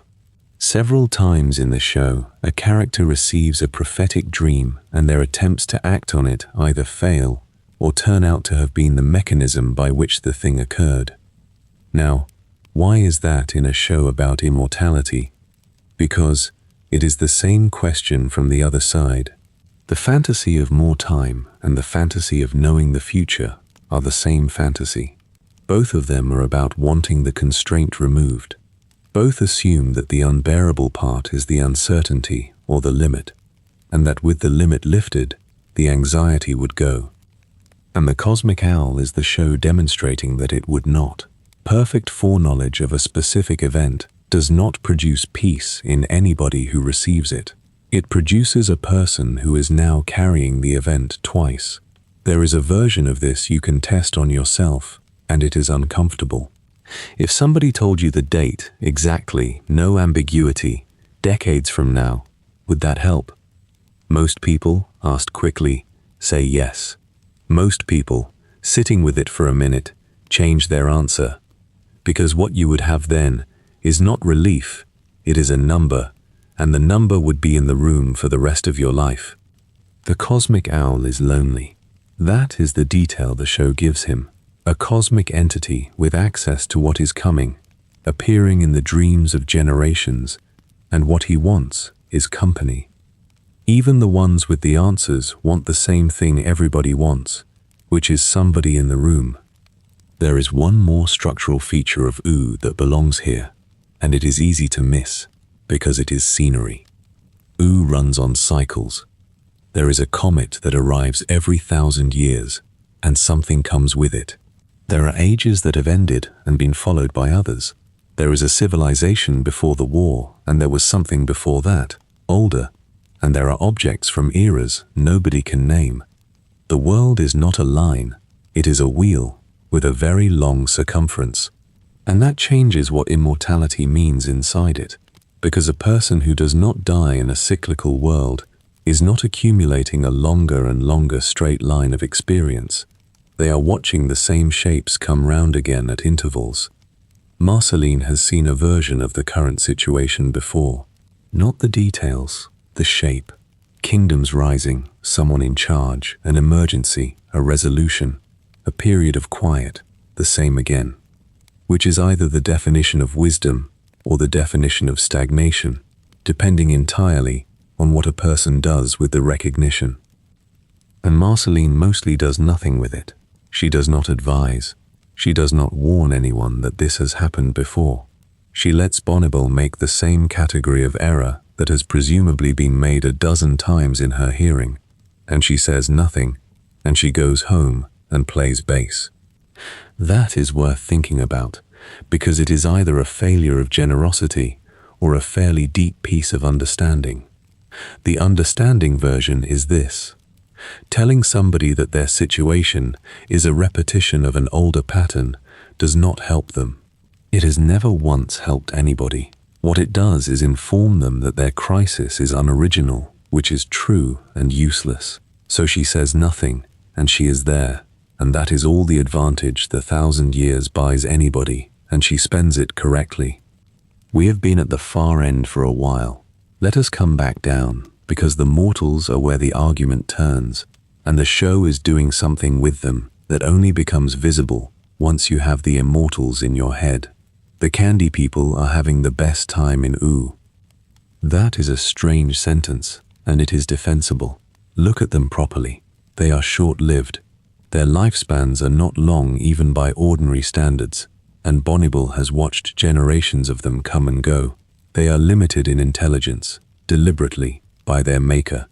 They have small jobs and small houses and small concerns. And they are, as a population, content. They have complaints they enjoy having. They gossip about the monarchy. They go to work and come home. They have parties. They are not yearning for anything. There is no candy person on a quest to become more than they are, and the show never suggests any of them should be. Now put that next to the immortals. Marceline, over 1,000 years old, carrying an unhealed childhood. Bonnibel, centuries deep, guarded and tired. Simon, restored after a millennium, looking for a purpose. The Lich, who has wanted one thing forever. Hunson, who cannot have a conversation. And a candy citizen with maybe 40 years and a broom who is fine. That is not accidental. You do not construct that contrast across 10 seasons by accident. The show has arranged its entire population so that satisfaction is inversely correlated with duration, and it has never once said so out loud. And there is a specific version of this that lands harder, which is Jake. Jake dies. That is the fact the show carries quietly for a decade and never dramatizes. He is a dog. He is older than Finn. The arithmetic is available to anybody who wants to do it, and nobody does it while watching, because you do not do arithmetic about your friends. And by the time we see Finn as an adult, Jake is not there. The show does not make an event of it. It is simply the condition of the world now. Jake is the shortest-lived major character in the series, and he is, without any real competition, the happiest. He naps. He cooks. He is not afraid of ending, does not appear to think about it, and has no project of extending anything. He has no interest in legacy, no anxiety about being remembered, no wish to have more. Put Jake next to the Lich, and you have the whole argument in two characters. One has unlimited time and one thing he wants and cannot get. The other has a short life and no wants at all, and is having a lovely afternoon. The show does not tell you which one to be. It just puts them in the same series for 10 years. Finn belongs here too, and there is a structural point about him that only makes sense in this context. Finn is mortal, ordinary, and the protagonist, and people occasionally ask why the show follows the boy rather than the 1,000-year-old vampire, who is objectively more interesting on paper. Here is why, and it is not about audience identification. Nothing is at stake for the immortals in the way it is for Finn, not physically, emotionally, because a person with unlimited time can defer. Marceline can put a thing off for 200 years and there is no consequence. Bonnibel can decide to address something next century. Finn cannot defer. Every choice he makes is made against a background of limited hours, and he knows it, and that is what makes his choices choices.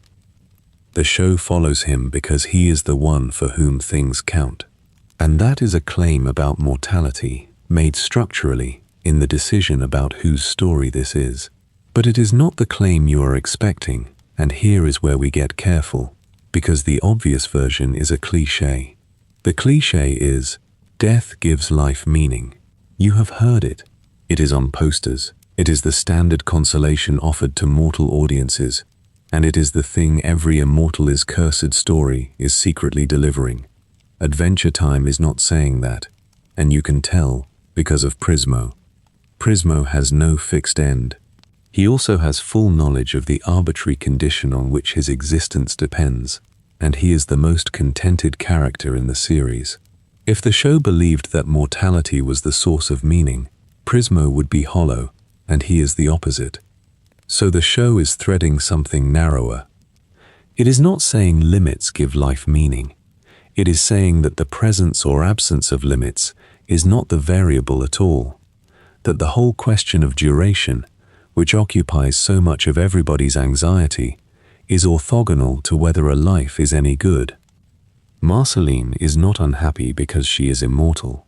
She is unhappy because of something that happened to her when she was small.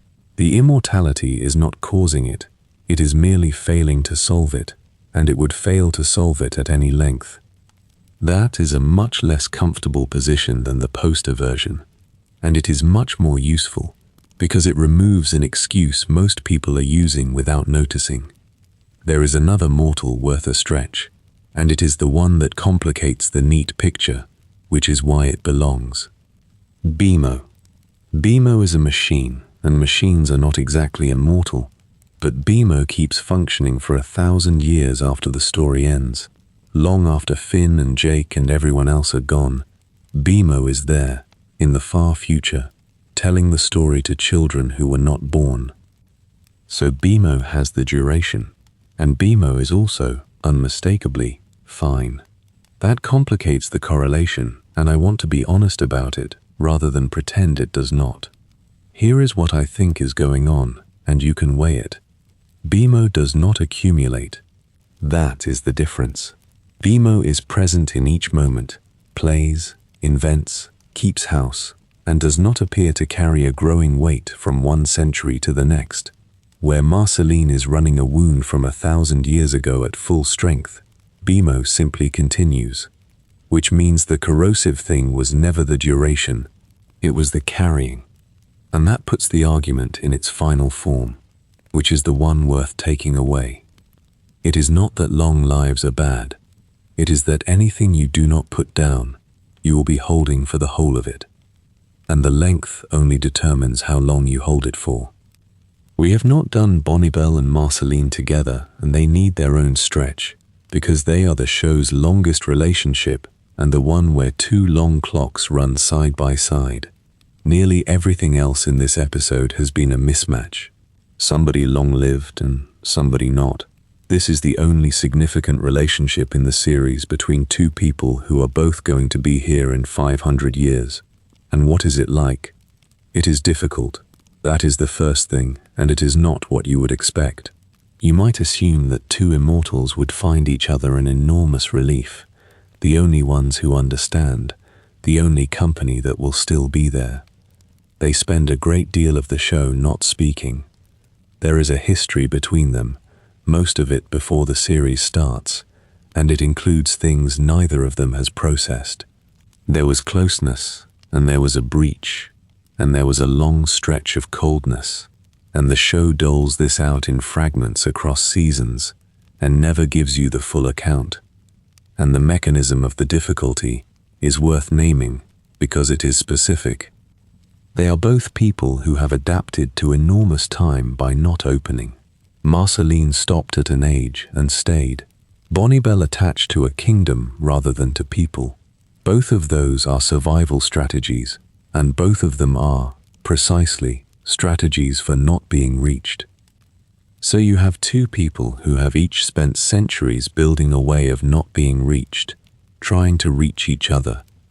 That is a much better description of a difficult long friendship than most fiction manages, and the reason it works is that the immortality makes visible what is usually invisible.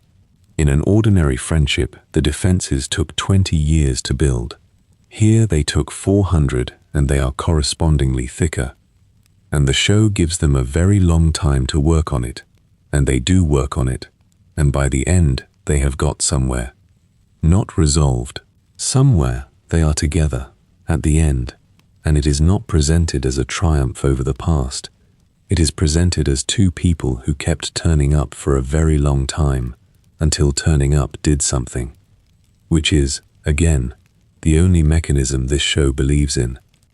There is a detail in their relationship that carries a great deal, and it is worth pausing on, because it is about the specific problem of the very long. Bonibel and Marceline have hurt each other in ways that neither of them can now fully reconstruct. That is what happens at that timescale. A grievance from 300 years ago is not available for examination. Neither party has an accurate record. They have the residue of the feeling and a story about what caused it, and no way to check. So they are managing a relationship in which the injuries are real, the causes are unrecoverable, and there is no possibility of establishing what actually happened. Now that is an extreme case, and also, it is the ordinary condition of every long relationship. Ask two siblings about an argument from 20 years ago. You will get two incompatible accounts, both sincere, and no way to adjudicate, and the feeling on both sides is fully intact. The show is showing you, at a scale where it cannot be missed, that reconciliation is not a matter of establishing the truth. The truth is gone. Reconciliation is a decision made in the present about what to do next, and the past does not get a vote because the past is not available for questioning. And the reason that is a finding about immortality rather than just about relationships is this: more time does not clarify anything, it obscures. Every additional year makes the record less recoverable, not more. The idea that with enough distance you will finally understand what happened is exactly backwards. With enough distance there is nothing left to understand it with. Bonnibel and Marceline have had more distance than anybody in fiction, and they understand it less than they did. Now we should look at what the immortals actually do with an ordinary evening, because it is more revealing than any of the philosophy. Here is a thing you can test.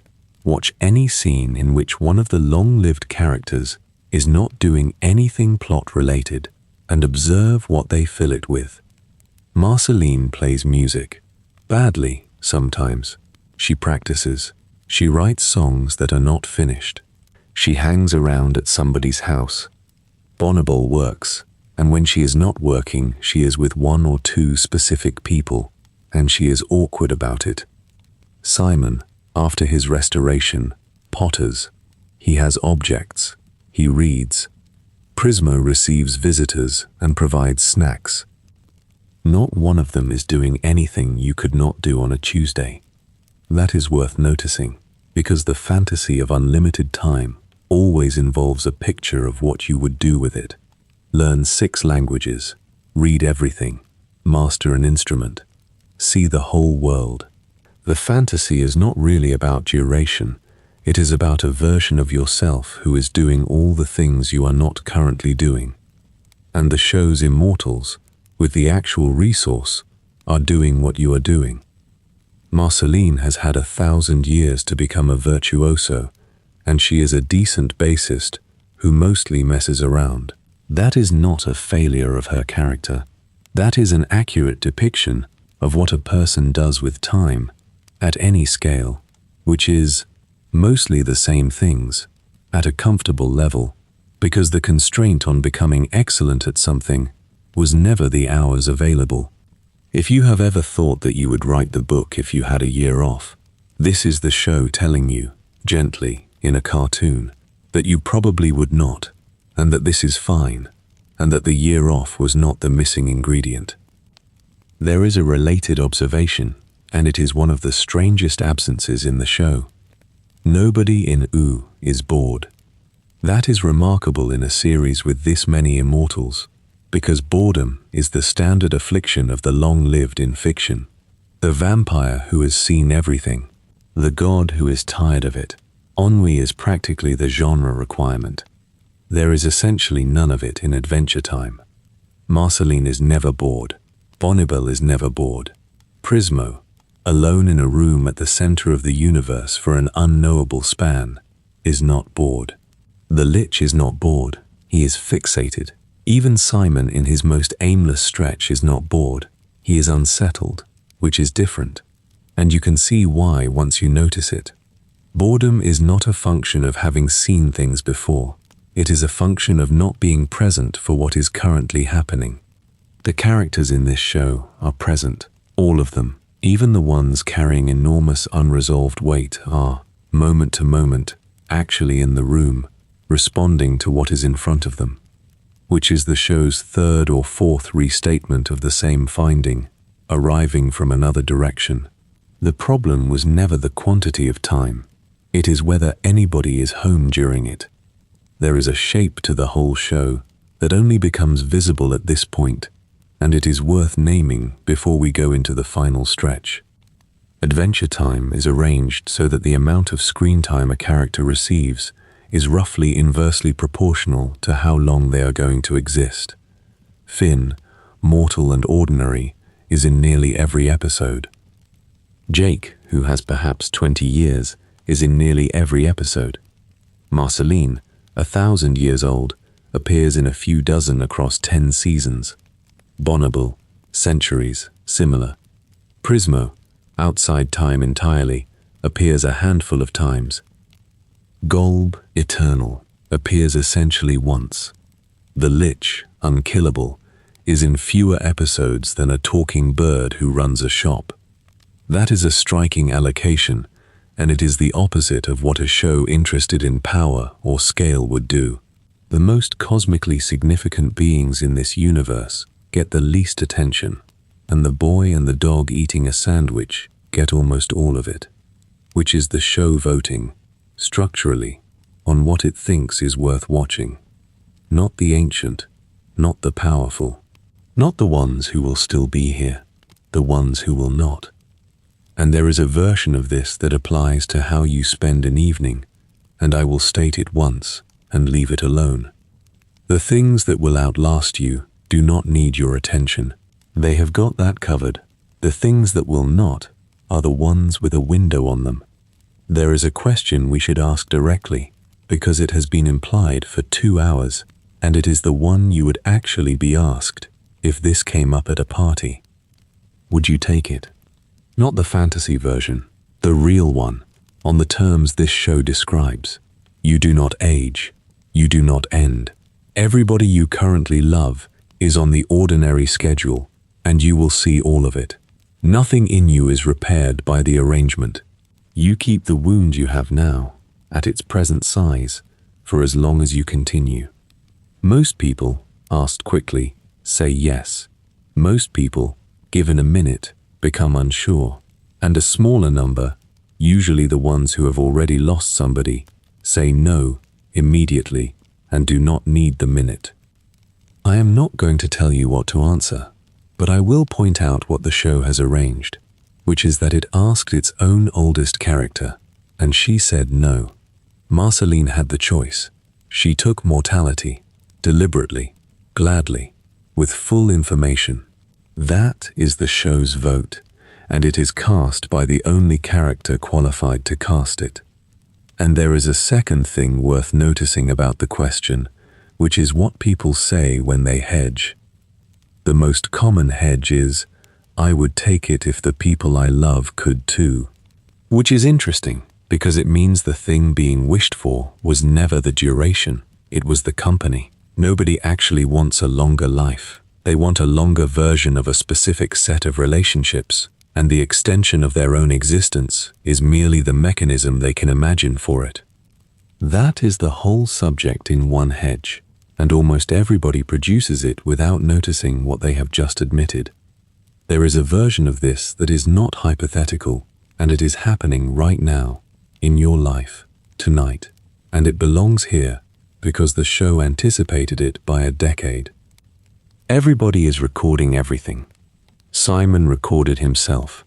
That is the detail from early in the show that becomes unbearable later. He knew what was coming, and he made tapes, deliberately, to leave a record for a future that would not remember making it. And when he did that, in the fiction, it was a strange and desperate act, a man documenting his own dissolution. It is now what everybody does. Every phone contains thousands of images of ordinary days. Everybody has a decade of themselves stored somewhere, time-stamped, in more detail than any human being in history has ever had access to about their own past. That is a form of the immortality wish, and almost nobody thinks of it that way. It is not about memory, or not only. It is an attempt to make the days recoverable, to have evidence, to be able to go back and check. And the show has an opinion about it, delivered through Simon, which is that the record does not do the thing you want, because Simon's tapes exist, and Simon does not benefit from them. He cannot use them. They are for other people. The record of a life is never for the person who lived it. It is always for somebody afterwards, and the person recording it is doing something generous and slightly futile that will not help them at all. And what does help, in Simon's case, is not the tapes. It is the papers he wrote to a specific person, not documentation, correspondence, something addressed to somebody. The archive was worthless. The letter got through. There is one more structure in Ooh that belongs in this episode, and it is the strangest, which is that time itself is negotiable. Prismo's realm sits outside it. There are timelines that are not this one, and characters visit them. There is an alternative version of Finn's life. There is a mechanism by which things that happened can be arranged not to have happened, and characters use it. Which means that in Ooh, the past is not fixed. Now, that ought to be the ultimate wish granted. If the past is editable, then nothing is irreversible, and irreversibility is the actual source of the fear. Not death exactly, the fact that things cannot be taken back. And look at what the show does with it. Every single time somebody edits the timeline, it goes badly. Not tragically, always. Sometimes just messily. But there is no case in Adventure Time where somebody reaches back, changes what happened, and comes out ahead. The consistent finding across every use of the mechanism is that the edited version is not better, it is merely different, and the person who wanted the edit is not relieved.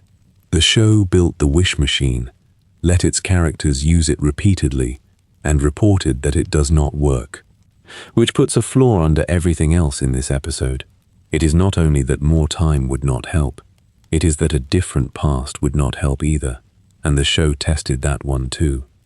The things you would ask for, if asking were possible, are not the things that would do it. That is the finding, arrived at from 4 directions, over 10 years, in a cartoon.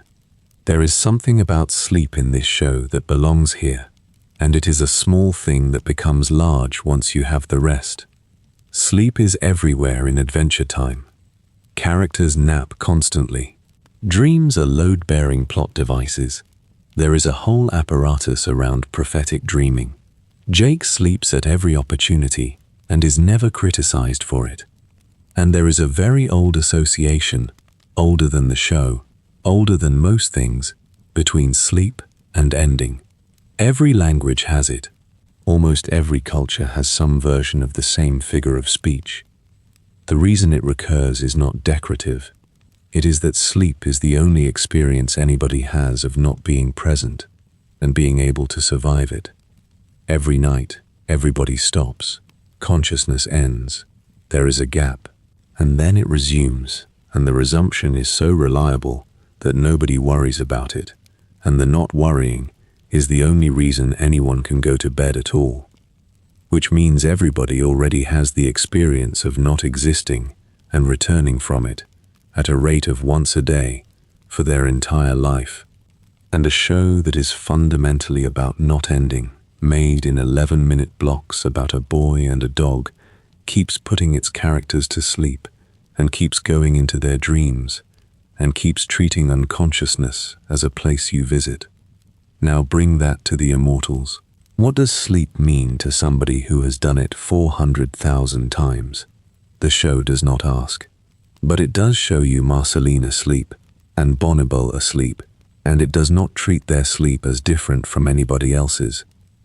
And I think there is a small useful thing in that, which is that whatever the length of the thing, it is divided into the same units for everybody. 1,000 years is not experienced as 1,000 years. It is experienced as one night after another, and each night is one night, and the person having it is only ever having the one. You cannot experience a duration. You can only experience a day. That is true at every length, and it is why the arithmetic you do at 1 in the morning is not measuring anything you will ever actually undergo. You will never experience your lifespan. You will experience tonight and then tomorrow, one at a time, at the same rate as everybody who has ever lived, including the ones who got 1,000 years. And now we should turn the whole thing around. because it has been about a cartoon for a long time, and it was never really about the cartoon. What are you actually anxious about? Because there is a specific anxiety this episode is aimed at, and it is worth naming precisely, since the vague version is much harder to do anything with. It usually presents as, "I do not have enough time," but if you sit with it, that is almost never what is underneath. Nobody is genuinely distressed about the length of their life in the abstract. Very few people lie awake mourning the year 2110. What is underneath is usually one of three things, and they are quite different from each other. The first is, I have not done the thing yet. There is a specific unstarted project, and the anxiety is not about time, it is about the project, and it would be there at any lifespan, and this show demonstrates that with Marceline's base. The second is, I am not who I meant to be. That is a comparison between a real self and an imagined one, and duration does not enter into it. Simon, restored at the far end of 1,000 years, has exactly this problem, and the 1,000 years contributed nothing to it. The third is, I am going to lose people, and that one is real, and it is not solved by anything, and it is not solved by immortality either, which the show demonstrates thoroughly through Marceline, who is going to lose everyone forever, and has already started. None of the three are time problems. All three of them present as time problems at 1 in the morning. That is what the show is for on this particular subject. It has run the experiment you cannot run. It gave the resource to a large sample of characters and observed that the anxiety persisted at every dosage, which means the arithmetic you do at night is not measuring what you think it is measuring. There is a version of this that is about legacy, and we should do it, because it is the other place the anxiety hides. If not more years, then at least to be remembered. That is the fallback. If the life must end, let it have left something. Adventure Time is unusually clear about this, and the answer is in the finale. 1,000 years after the story ends, everyone you have spent 10 seasons with is gone, and there is a version of Ooh carrying on without them, and 2 young characters who have never heard of any of it, and the entire enormous saga has been reduced to a few objects and a story a small robot tells. That is what 1,000 years does to a legacy. Not erasure exactly, compression into anecdote. And the show does not present this as a tragedy. That is the part that matters. There is no lament. The finale is not mourning the forgetting. It shows you the far future, and it is fine. It is warm. Life is going on, and the fact that nobody remembers Finn's name does not diminish a single thing he did. Because the doing was the thing, not the record of it. That is the show's answer to legacy, and it is more useful than any of the standard ones. It does not tell you that you will be remembered, which would be a lie. It tells you that being remembered was never where the value was, and that the value was already fully realized at the time, in the afternoon, when it happened. There is a whole way of reading Simon that we should do properly, because it is the reading most people arrive at, and it needs handling with care. Many viewers see in Simon's story a picture of something that happens to real people, a mind going slowly over years while the body continues, somebody you love becoming somebody who does not know you. That reading is widely held, and I think it is legitimate, and I want to be careful about how we treat it, because there is a version of this discussion that turns a piece of art into a case study, and that is not useful to anybody. So here is what I will say about it, and then we will move on. The show never names anything. Not once. There is no diagnosis in Adventure Time. There is a magic crown, and the crown does something that no real thing does, which is that it can be removed. And the reason the story works for the people it works for is not the accuracy of the mechanism. It is the accuracy of the position it puts Marceline in. She is in the room with somebody who is physically present and gone. She is doing the remembering for both of them. She is being kind to a person who does not know why she is being kind. She is helping with the song. That is the part that is true, and it is true regardless of what caused it. It is the same position whether the cause is a crown, or an illness, or an estrangement, or distance, or any of the ordinary ways that somebody can be in your life and not reachable. And what the show says to a person in that position is not a lot, because there is not a lot to say. It says, this is real, it is happening. You are not imagining that you are carrying it alone, and something you gave them may be operating in there without either of you being able to see it. That is not a cure, and it is not offered as one. It is company, which is the only thing this show has ever offered anybody. If that is not your situation, then this passage is about somebody else, and it will be waiting if you ever need it, in the same way the show has waited for everything else. There is one more form of persistence in U, and it is the most ordinary and the most overlooked, which is that habits last. Watch what the long-lived characters do that they have obviously been doing forever. Bonnibel makes tea a particular way. She has a laboratory routine. She has a manner of speaking to subordinates that is clearly centuries old and unexamined. Marceline has a way of entering a room. She hovers rather than walking. She holds her instrument in a particular way. These are not decisions, they are settled behaviors from some point in the deep past that have simply never been revisited. Simon, restored, immediately resumes being a man who is interested in old objects, which is what he was before the crown, 1,000 years earlier. That last one is the striking case. 1,000 years of erosion removed his name, his history, his relationships, and his entire personality, and it did not remove his taste in hobbies. So here is a small addition to the list of what lasts. Objects last. Songs last.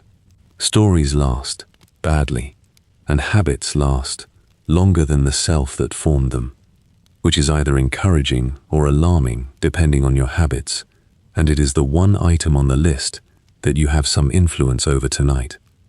The show does not moralize about this, and I will not either.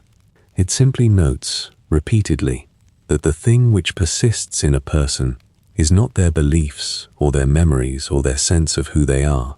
It is the small settled patterns of how they do things, which nobody chose and nobody examines, and which will still be running when everything above them has gone.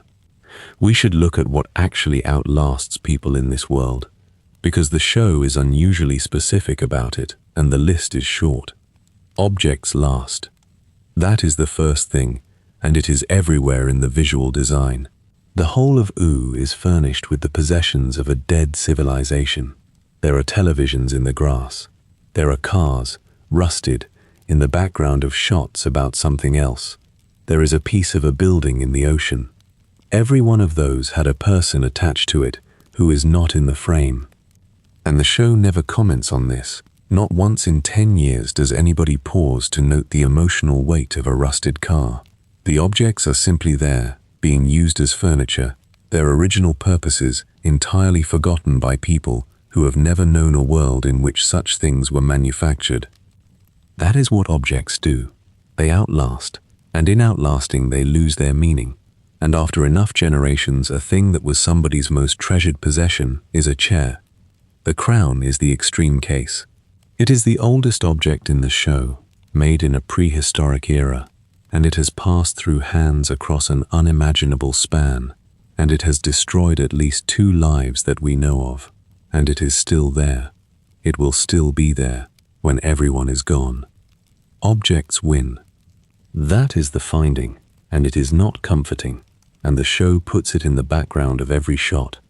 Songs last, which is stranger. The lullaby survives 1,000 years and the end of the world. It is passed from a mother to a daughter in a ruined city, and it is still being sung at the far end. Nobody wrote it down. It persisted by being sung, and it is not the only one. Simon's words survive as lyrics. Music in this show is consistently the thing that gets through when nothing else does, and the show does not explain why. It simply keeps demonstrating it. I think the reason is that a song is not an object and it is not a memory. It is a thing that has to be performed to exist, which means it can only survive if somebody keeps doing it, which means every song that lasts 1,000 years lasted because 1,000 years of people bothered. That is a very different kind of endurance from a crown. The crown persists by being hard. The song persists by being loved. And stories last, which is the finale's whole statement. 1,000 years after the events, everything is a story that a small robot tells to children who were not there. Compressed, simplified, certainly wrong in the details. And the show's position on that is not grief. It shows you the far future, and it is warm, and the story is being told. And the fact that it is now a story rather than a life is presented as the ordinary and acceptable fate of a life, which is the answer to the legacy anxiety delivered structurally. You do not get to persist. You get to become a story if you are lucky, and the story will be wrong, and it will be told by somebody who loves you, or by somebody who loves somebody who did, and then it will thin out, and then it will be a rusted car in the background of somebody else's afternoon. And the show says that is fine, and it means it, and the reason it can mean it is that it has spent 10 years establishing that the value was in the afternoon and not in the record. There is a strange thing about the show itself that belongs here, and it is the last piece of evidence. Adventure Time aged in real time. It ran for 8 years. The boy who voiced Finn was a child when it started, and an adult when it ended, and you can hear it happen. The show did not hide it. His voice changes across the seasons, because a real person was growing up while it was being recorded. And when they came back to make a prequel, more than 15 years after the pilot, they could not use him. He is too old to play a 12-year-old now. Somebody else has the part. Think about what that means for a show about immortality. The character is fixed. Finn at 12 is permanently 12, available forever, watchable at any time, unchanged. He has exactly the immortality the show spends 10 seasons examining. Nothing accumulates in him. He will be 12 in 100 years. And the person who was him has aged out. That is not a metaphor the show constructed. That is just what happened in the world to the production, because time is real and it applies to everybody, including the people who make cartoons about it. The character does not age, and the actor does. The show does not end, and the audience does. You have watched the same 11 minutes at 9 and at 29, and the 11 minutes have not moved, which makes Adventure Time itself the most complete demonstration of its own argument. It is the immortal in the room. It is fixed, permanent, unchanging, available. And it has not learned anything in 15 years. It cannot. That is what being unchanging means. You have learned a great deal in the same period, at considerable cost, and that is why the show means something different to you now, and the difference is entirely on your side. The immortal thing is the same, and you are not, and the whole value of the relationship comes from the part that is running out. There is one more character we have not given a proper stretch, and he deserves one, because he is the best evidence in the show, and he is a games console. BMO lasts, not through any of the mechanisms the others use. BMO does not have magic, or a curse, or a cosmic exemption. BMO is a machine that keeps working, and after everybody else is gone, BMO is still there, in the far future, holding the whole story, which makes BMO the most successful immortal in Adventure Time by a wide margin. And I want to look at why, because the answer is annoyingly simple, and it is the same answer we keep arriving at. BMO does not accumulate. Every other long-lived character in this show is carrying something forward. Marceline carries a childhood. Bonnibel carries centuries of responsibility. Simon carries 1,000 years he was not present for. The Lich carries one unbroken want. BMO carries nothing. BMO plays. BMO makes food. BMO invents company when the house is empty and is not sad about it. Each day arrives and is used and does not get added to a running total. And so 1,000 years does not weigh anything, because the weight was never in the years, it was in what was being dragged through them. Now there is an obvious objection, which is that BMO is a machine, and machines do not have the equipment for accumulation, so this proves nothing about people. I do not think that objection holds, and the reason is that the show gives BMO very obvious interiority. BMO has preferences, fears, delight, loneliness, an inner life that is depicted in detail across 10 years. BMO is not presented as an unfeeling device that is immune to weight. BMO is presented as a person who does not carry things. And there is one more piece, which is the role BMO ends up in. BMO becomes the one who remembers, the keeper of the story, telling children 1,000 years later what these people were like. The character who accumulates nothing is the character who preserves everything. That looks like a contradiction, and it is not. It is the distinction between carrying and holding. BMO holds the story, tells it, and puts it down. Marceline carries hers and cannot put it down, and that is the whole of her problem. The same material, in the same quantity, handled two ways, across the same 1,000 years, producing a small robot who is fine and a woman who is not. There is an honest caveat that has to go in here, because a 2.5-hour argument that never doubts itself is not an argument, it is a sales pitch. Some of what has been said tonight is more than the show can carry. Adventure Time was made over 8 years by a rotating crew to a broadcast schedule. Different writers wanted different things. The immortality of various characters was, in several cases, a convenience before it was a theme. Marceline is 1,000 years old, partly because vampires are, and the show worked out what to do with that afterwards. Nobody sat in a room in 2010 and decided to run a controlled experiment on the value of duration. And there is a very large fandom that has spent 15 years constructing meaning around this show, and some of that construction is in the text, and some of it is affection doing what affection does. So hold the reading loosely. It is a reading. But here is why I think most of it survives the doubt. The pattern is too consistent, and it runs too long. A writer's room can produce an accidental resonance in an episode. It is much harder to accidentally produce 10 seasons in which every long-lived character fails to arrive anywhere, and every short-lived character is doing fine, and the final adversary is a thing that is permanent and unchanging and presented as the worst possible state. That is not a moment. That is a structure, and structures that hold for 280 episodes are usually load-bearing whether or not anybody named them in a meeting. The show may not have known what it was doing. It did it anyway.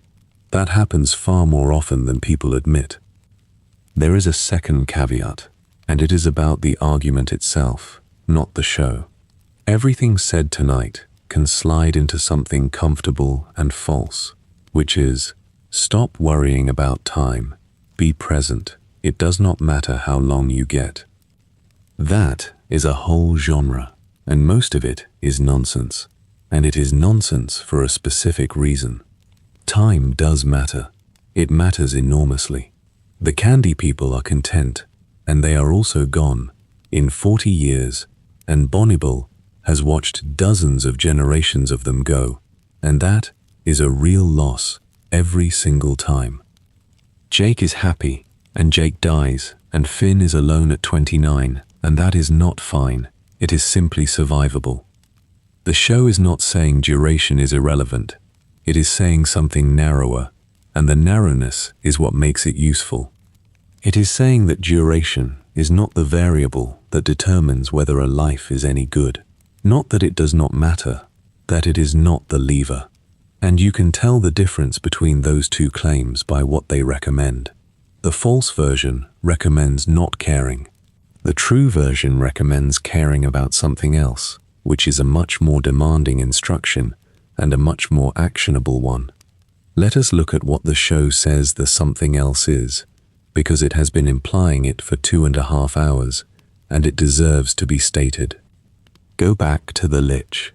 Unkillable, unchangeable, 1,000 years of wanting one thing, and what alters him, finally, is not time and not force. He is transformed into a child, and then he is raised by an elephant and a pig in an ordinary house. Bedtime stories. Breakfast. Somebody noticing when he is upset, and he becomes good. That is the show's answer, and it is placed in the least likely location, and it is stated entirely through plot, with no commentary attached. What changes a person is not duration, it is being attended to. Every case in this episode confirms it once you have the key. Marceline has 1,000 years and one wound, and the years do nothing, and what does something is Simon, for a few years, when she was small, and Bonnibel, occasionally, when they manage it. Simon has 1,000 years he was not present for, and the thing that survives is not any of it. It is a stack of paper he wrote when somebody was in his care. Bonnibel has centuries of administration, and it has not made her well, and the 2 or 3 people she lets close have. Prismo is the most contented being in the show, and he is contented because a dog visits him and wants nothing.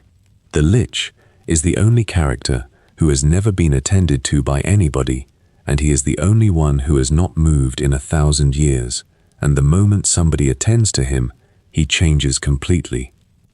That is not subtle once you see it. It is the same finding, restated in every register the show has, for 10 years. There is a small structural fact about the show that supports everything tonight, and I want to put it in before the last stretch, because it is the kind of thing that only shows up if you count. None of the immortals get an origin episode for their immortality. Think about that. In most fantasy, how a character became deathless is a major piece of story. It is the interesting part. There is usually a bargain, or a curse, or a mistake, and the telling of it is a whole episode.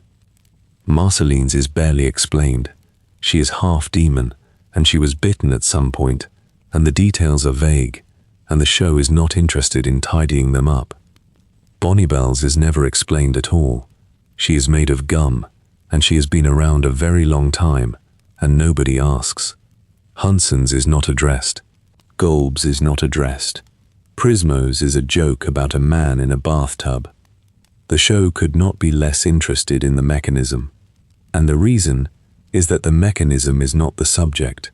If the show were about immortality as a fantasy concept, the acquisition would matter enormously.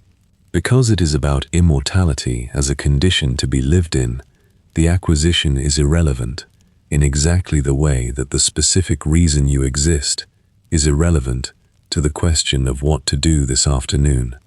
That is a real editorial discipline, held for 10 years, and it is why the show never becomes about magic rules.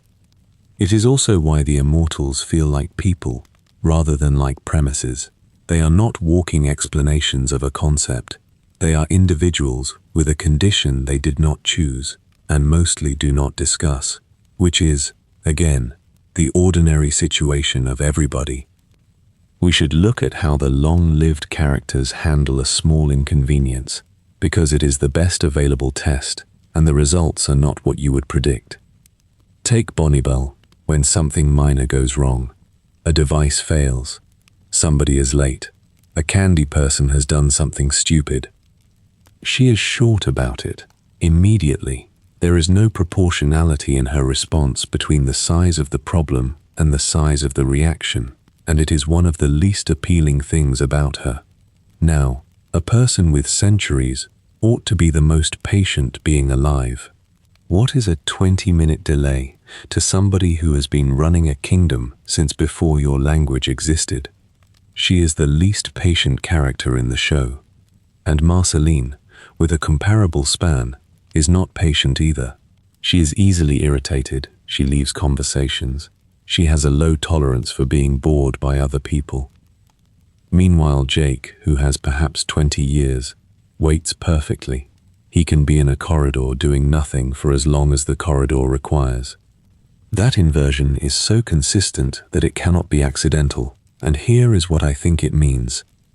Patience is not a function of how much time you have. It is a function of whether you feel your time is being taken. Bonnibel's centuries are all allocated. Every hour is assigned to something, and an interruption is theft. She has more time than anybody, and less of it available, which is a distinction most busy people would recognize instantly. Jake has almost nothing, and none of it is assigned, so nothing can be stolen. And that is the whole subject again, arriving from an angle you would not have predicted, in the form of somebody being snippy about a broken machine. The quantity was never the resource. The unassignedness was, which means the thing you are actually short of is not years. Almost nobody is short of years in any way they can feel. What you are short of is hours that have not already been spoken for, and that is a completely different scarcity, with a completely different set of solutions, and none of the solutions involve living longer. There is one more piece of evidence, and it is about who is actually in the room at the end. Look at who is present in the final stretch of the series when the largest thing happens, when Golb arrives and the world is coming apart. Not the powerful, not the ancient, almost everybody, all at once, including candy people with brooms, including characters who have been jokes for 10 seasons, including the ones with no abilities at all. And what they do is stand together and sing. Now, structurally, this is the show declining to let the immortals save anybody. That is a choice. It would have been easy and more conventional to have the 1,000-year-old and the cosmic entity be the ones who solve the final problem, because they are the ones with the resources. They are not. They contribute the same as everyone else, which is a voice. That is the most egalitarian thing this show ever does, and it is aimed directly at the subject of tonight. Against the thing that actually threatens everybody, the extra centuries buy you nothing. Marceline's 1,000 years are worth exactly one voice, the same as a candy citizen's 40. If the show believed duration was the important quantity, that scene could not exist. And there is a version of it that runs the other way, which is Golb. Golb is the final adversary, and Golb's property is dissolution. Things come apart, coherence fails. And how is Golb defeated? Not with a sword, not by a chosen one, not by force of any kind. The characters hold on to each other and sing. That reads as unbearable when described in a sentence, and it works completely in the episode. And it works because the show has spent a decade establishing that attention and attachment are the only forces that have ever done anything in this world. They do not defeat entropy with power. They defeat it with company. That is the entire show, and it is also the answer to the question this episode has been circling, which is, what to do about the fact that time is passing? Nothing. There is nothing to do about that. It is going to pass at the same rate regardless, and no amount of it would help. What there is to do is be in a room with somebody. There is a small piece of behavior that only shows up if you watch for it, and it is about how the long-lived characters treat Finn. Finn is 12 when they meet him. He is a child, in a world where several of the people he spends time with have been alive since before the fall of civilization, and they treat him as an equal. Marceline does not condescend to him. Bonnibel argues with him, as though his objections have standing. Prismo hosts him. The differential is not 1,000 to 12 in any of these interactions. It is roughly nil. Now, that could be lazy writing. It usually is, in shows with this structure, where the ancient character is written as a slightly older teenager, because that is easier. But watch how consistent it is, and watch what happens when the show does foreground the gap, which is rarely and always for a specific reason. I think what is being shown is that the gap does not actually confer anything. A person who has been alive for 1,000 years does not have 1,000 years of advantage in a conversation about how to feel about something. They have more instances of the same handful of situations. And on the questions that matter, the ones about what to do and how to bear it, they are not further along, because there is no further along on those questions. There is only whether you have looked at them. Finn, at 12, has looked at some of them, hard, because he had to. Marceline, at 1,000, has looked at some of them and avoided others for several centuries. On the ones she has avoided, he is ahead of her, and the show knows this, and stages their conversations accordingly, and never explains why they feel like conversations between peers. There is an ordinary version of that too, and you have probably experienced it from both sides. A much younger person occasionally says something about your own life that is more accurate than anything you have managed, and the reason it stings is that the years were supposed to have counted for something, and in that specific area they did not. There is one more area to go into before we finish, and it is the one nobody talks about, which is what the candy people think. Because there is a religious dimension to the candy kingdom that the show establishes and then handles with a very light touch, and it belongs in an episode about immortality. Bonnibel made them. That is not a metaphor. She created the candy people out of a substance she developed. They exist because she decided they would. She is not their monarch in the ordinary sense. She is their origin. And she does not die, and they do. So what she is, from the perspective of a candy citizen, is a maker who does not end, who was there before anybody's grandparents, who will be there after anybody's grandchildren, and who has opinions about how they should live. That is a god. Structurally, functionally, that is what the arrangement is. And the show is remarkably relaxed about this. There is no episode in which a candy person has a crisis about it. There is no theology. Nobody worships her. They gossip about her, which is, I think, the funniest and most accurate thing in the whole series.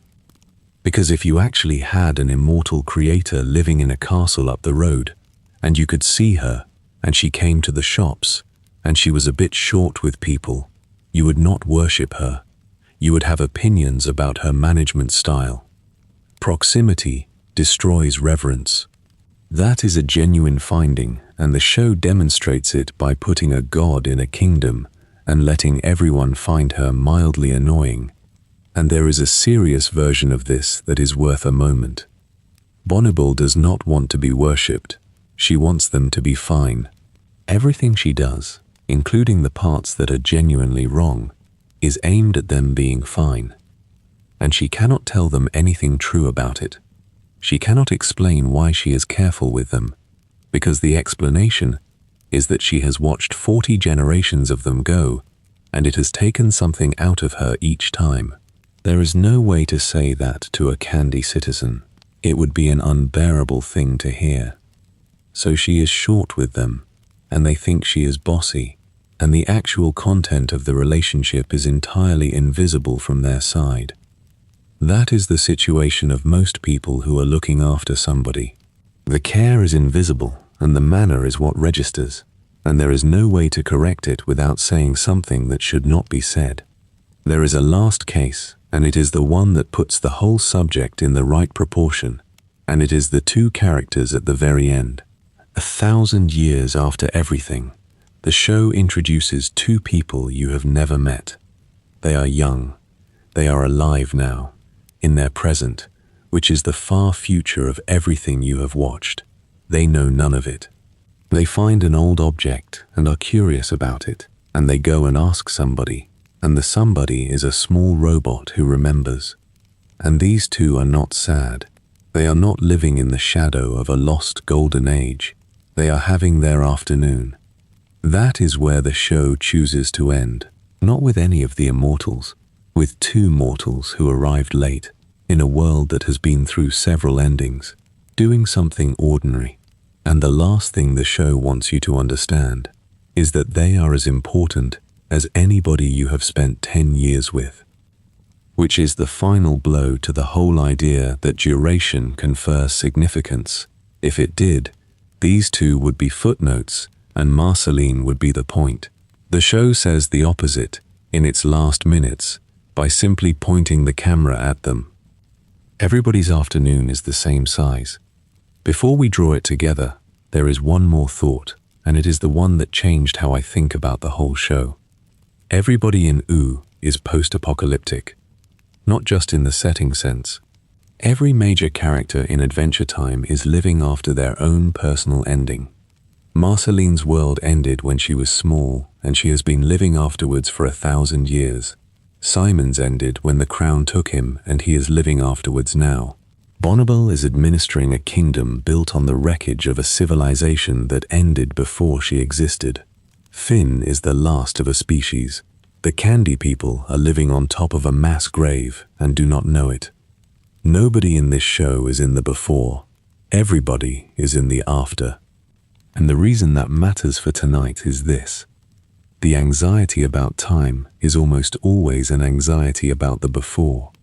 It assumes that there is a proper life which has not started yet, or which has been interrupted, and that the current state is a deviation from it. There is no before in U. There is no proper version anybody has fallen out of. Every single character is building a life on top of an ending, and the show never once suggests that this makes their life a lesser one, or a recovery, or a second best. The Candy Kingdom is not a consolation prize. It is a kingdom, and that is the position the show is offering you on the subject of your own passing time. Not that there is more of it than you think, which would be a lie. Not that you should use it better, which is homework. Just that whatever is left is not the remainder of something. It is the thing itself. It has always been the thing itself. There was never a fuller version you are working with the leftovers of.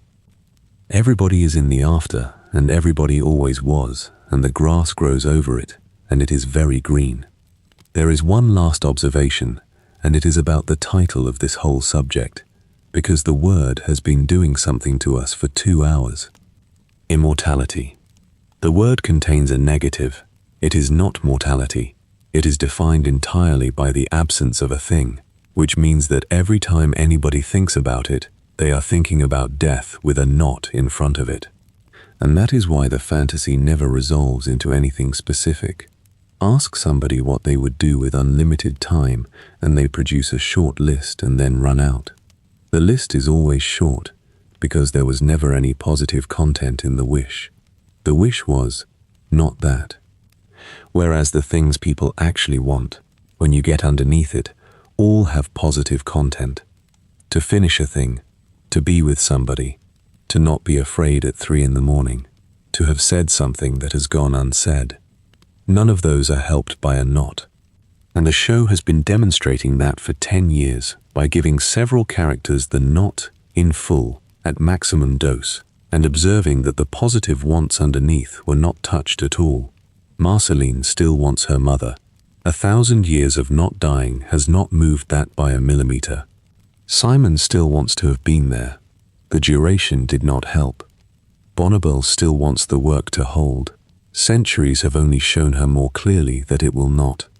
That is what the show found. The negative was granted and the positives remained. And I think the most useful thing anybody can take from it is smaller and much more manageable than the size of the subject suggests. If the arithmetic runs tonight and it produces a feeling, do not treat the feeling as being about time. It is almost certainly about one of the positives. Something unfinished, somebody not spoken to, something unsaid. Those have addresses. Time does not. We should draw this together now, because it is late and it has been a long time. Here is what Adventure Time found, across 10 seasons and several spin-offs, having given more of its characters unlimited time than almost any story in the medium. It found that duration does not produce wisdom. Not one of its immortals is wise. The Lich has had the most time and has moved the least. It found that duration does not produce peace. Marceline is not at peace, and Bonnibel is not at peace, and they arrived there by opposite methods. It found that duration does not resolve anything. Whatever you are carrying, you will be carrying it, and the length only determines the duration of the carrying. It found that the anxiety about time is not really about time. Simon got the miracle, and the miracle did not answer the question, because the question was never a question about years. It found that the thing which actually changes a person is being attended to. The unkillable one was altered in a week by bedtime stories after 1,000 years of nothing. And it found that what lasts is not what you would expect, not people. Objects last and lose their meaning. Songs last because somebody keeps singing them. Stories last badly, in compressed and inaccurate forms. And an apology on a piece of paper outlasted the man who wrote it and the mind that could read it, and is the longest surviving thing in the entire series. None of which is a reason not to want more time. You will still want it. That is fine, and it is not a fault. It is only a reason to stop treating the wanting as information, because that is what happens at 1 in the morning. The arithmetic runs, and it produces a number, and the number arrives with a feeling attached, and the feeling presents itself as a finding about how your life is going. It is not a finding. It is a program. It runs at every lifespan. It ran in Marceline at 1,000 years, and it ran in Simon at 1,001, and it would run in you at any length you were given. Nothing you could be granted would switch it off, which means it can be safely disregarded, tonight at least, for the next few hours, while you sleep. There is nothing to do with any of this. I want to say that clearly, because a long argument can leave a person feeling they have been given homework. You do not have to spend your time differently tomorrow. You do not have to be present, or seize anything, or make the days count. Nobody in this show did any of that, including the ones who had unlimited days, and the ones who tried hardest to make it count are the ones who are least at rest. If you have been half asleep for the last hour and have taken almost none of it in, that is the correct way to have listened. The show is not asking anything of you. It never has. It sat there for 15 years being available, requiring nothing, and it will keep doing that, unchanged, permanent, exactly as long as anybody keeps it running. It is the immortal in the room, and it has not learned a thing in all that time, because that is what unchanging means, and you have learned a great deal, at some cost, which is why it means something different to you now than it did. The difference is entirely on your side. The whole value of it comes from the part of you that is running out. It is very late. Somewhere in Oo it is the middle of an ordinary afternoon that nothing depends on. There is a hill. The grass has grown over the wreckage of a world that ended 1,000 years ago, and it is very green. There is a house with the windows lit, and somebody in it making food that will be eaten in an hour and remembered by nobody. 1,000-year-old woman is on a rooftop somewhere, playing an instrument badly and enjoying it. None of them are thinking about any of this. Everything stays, and it changes. And you have tonight, which is the same size as everybody's, and there is nothing that needs deciding before morning. Sleep well.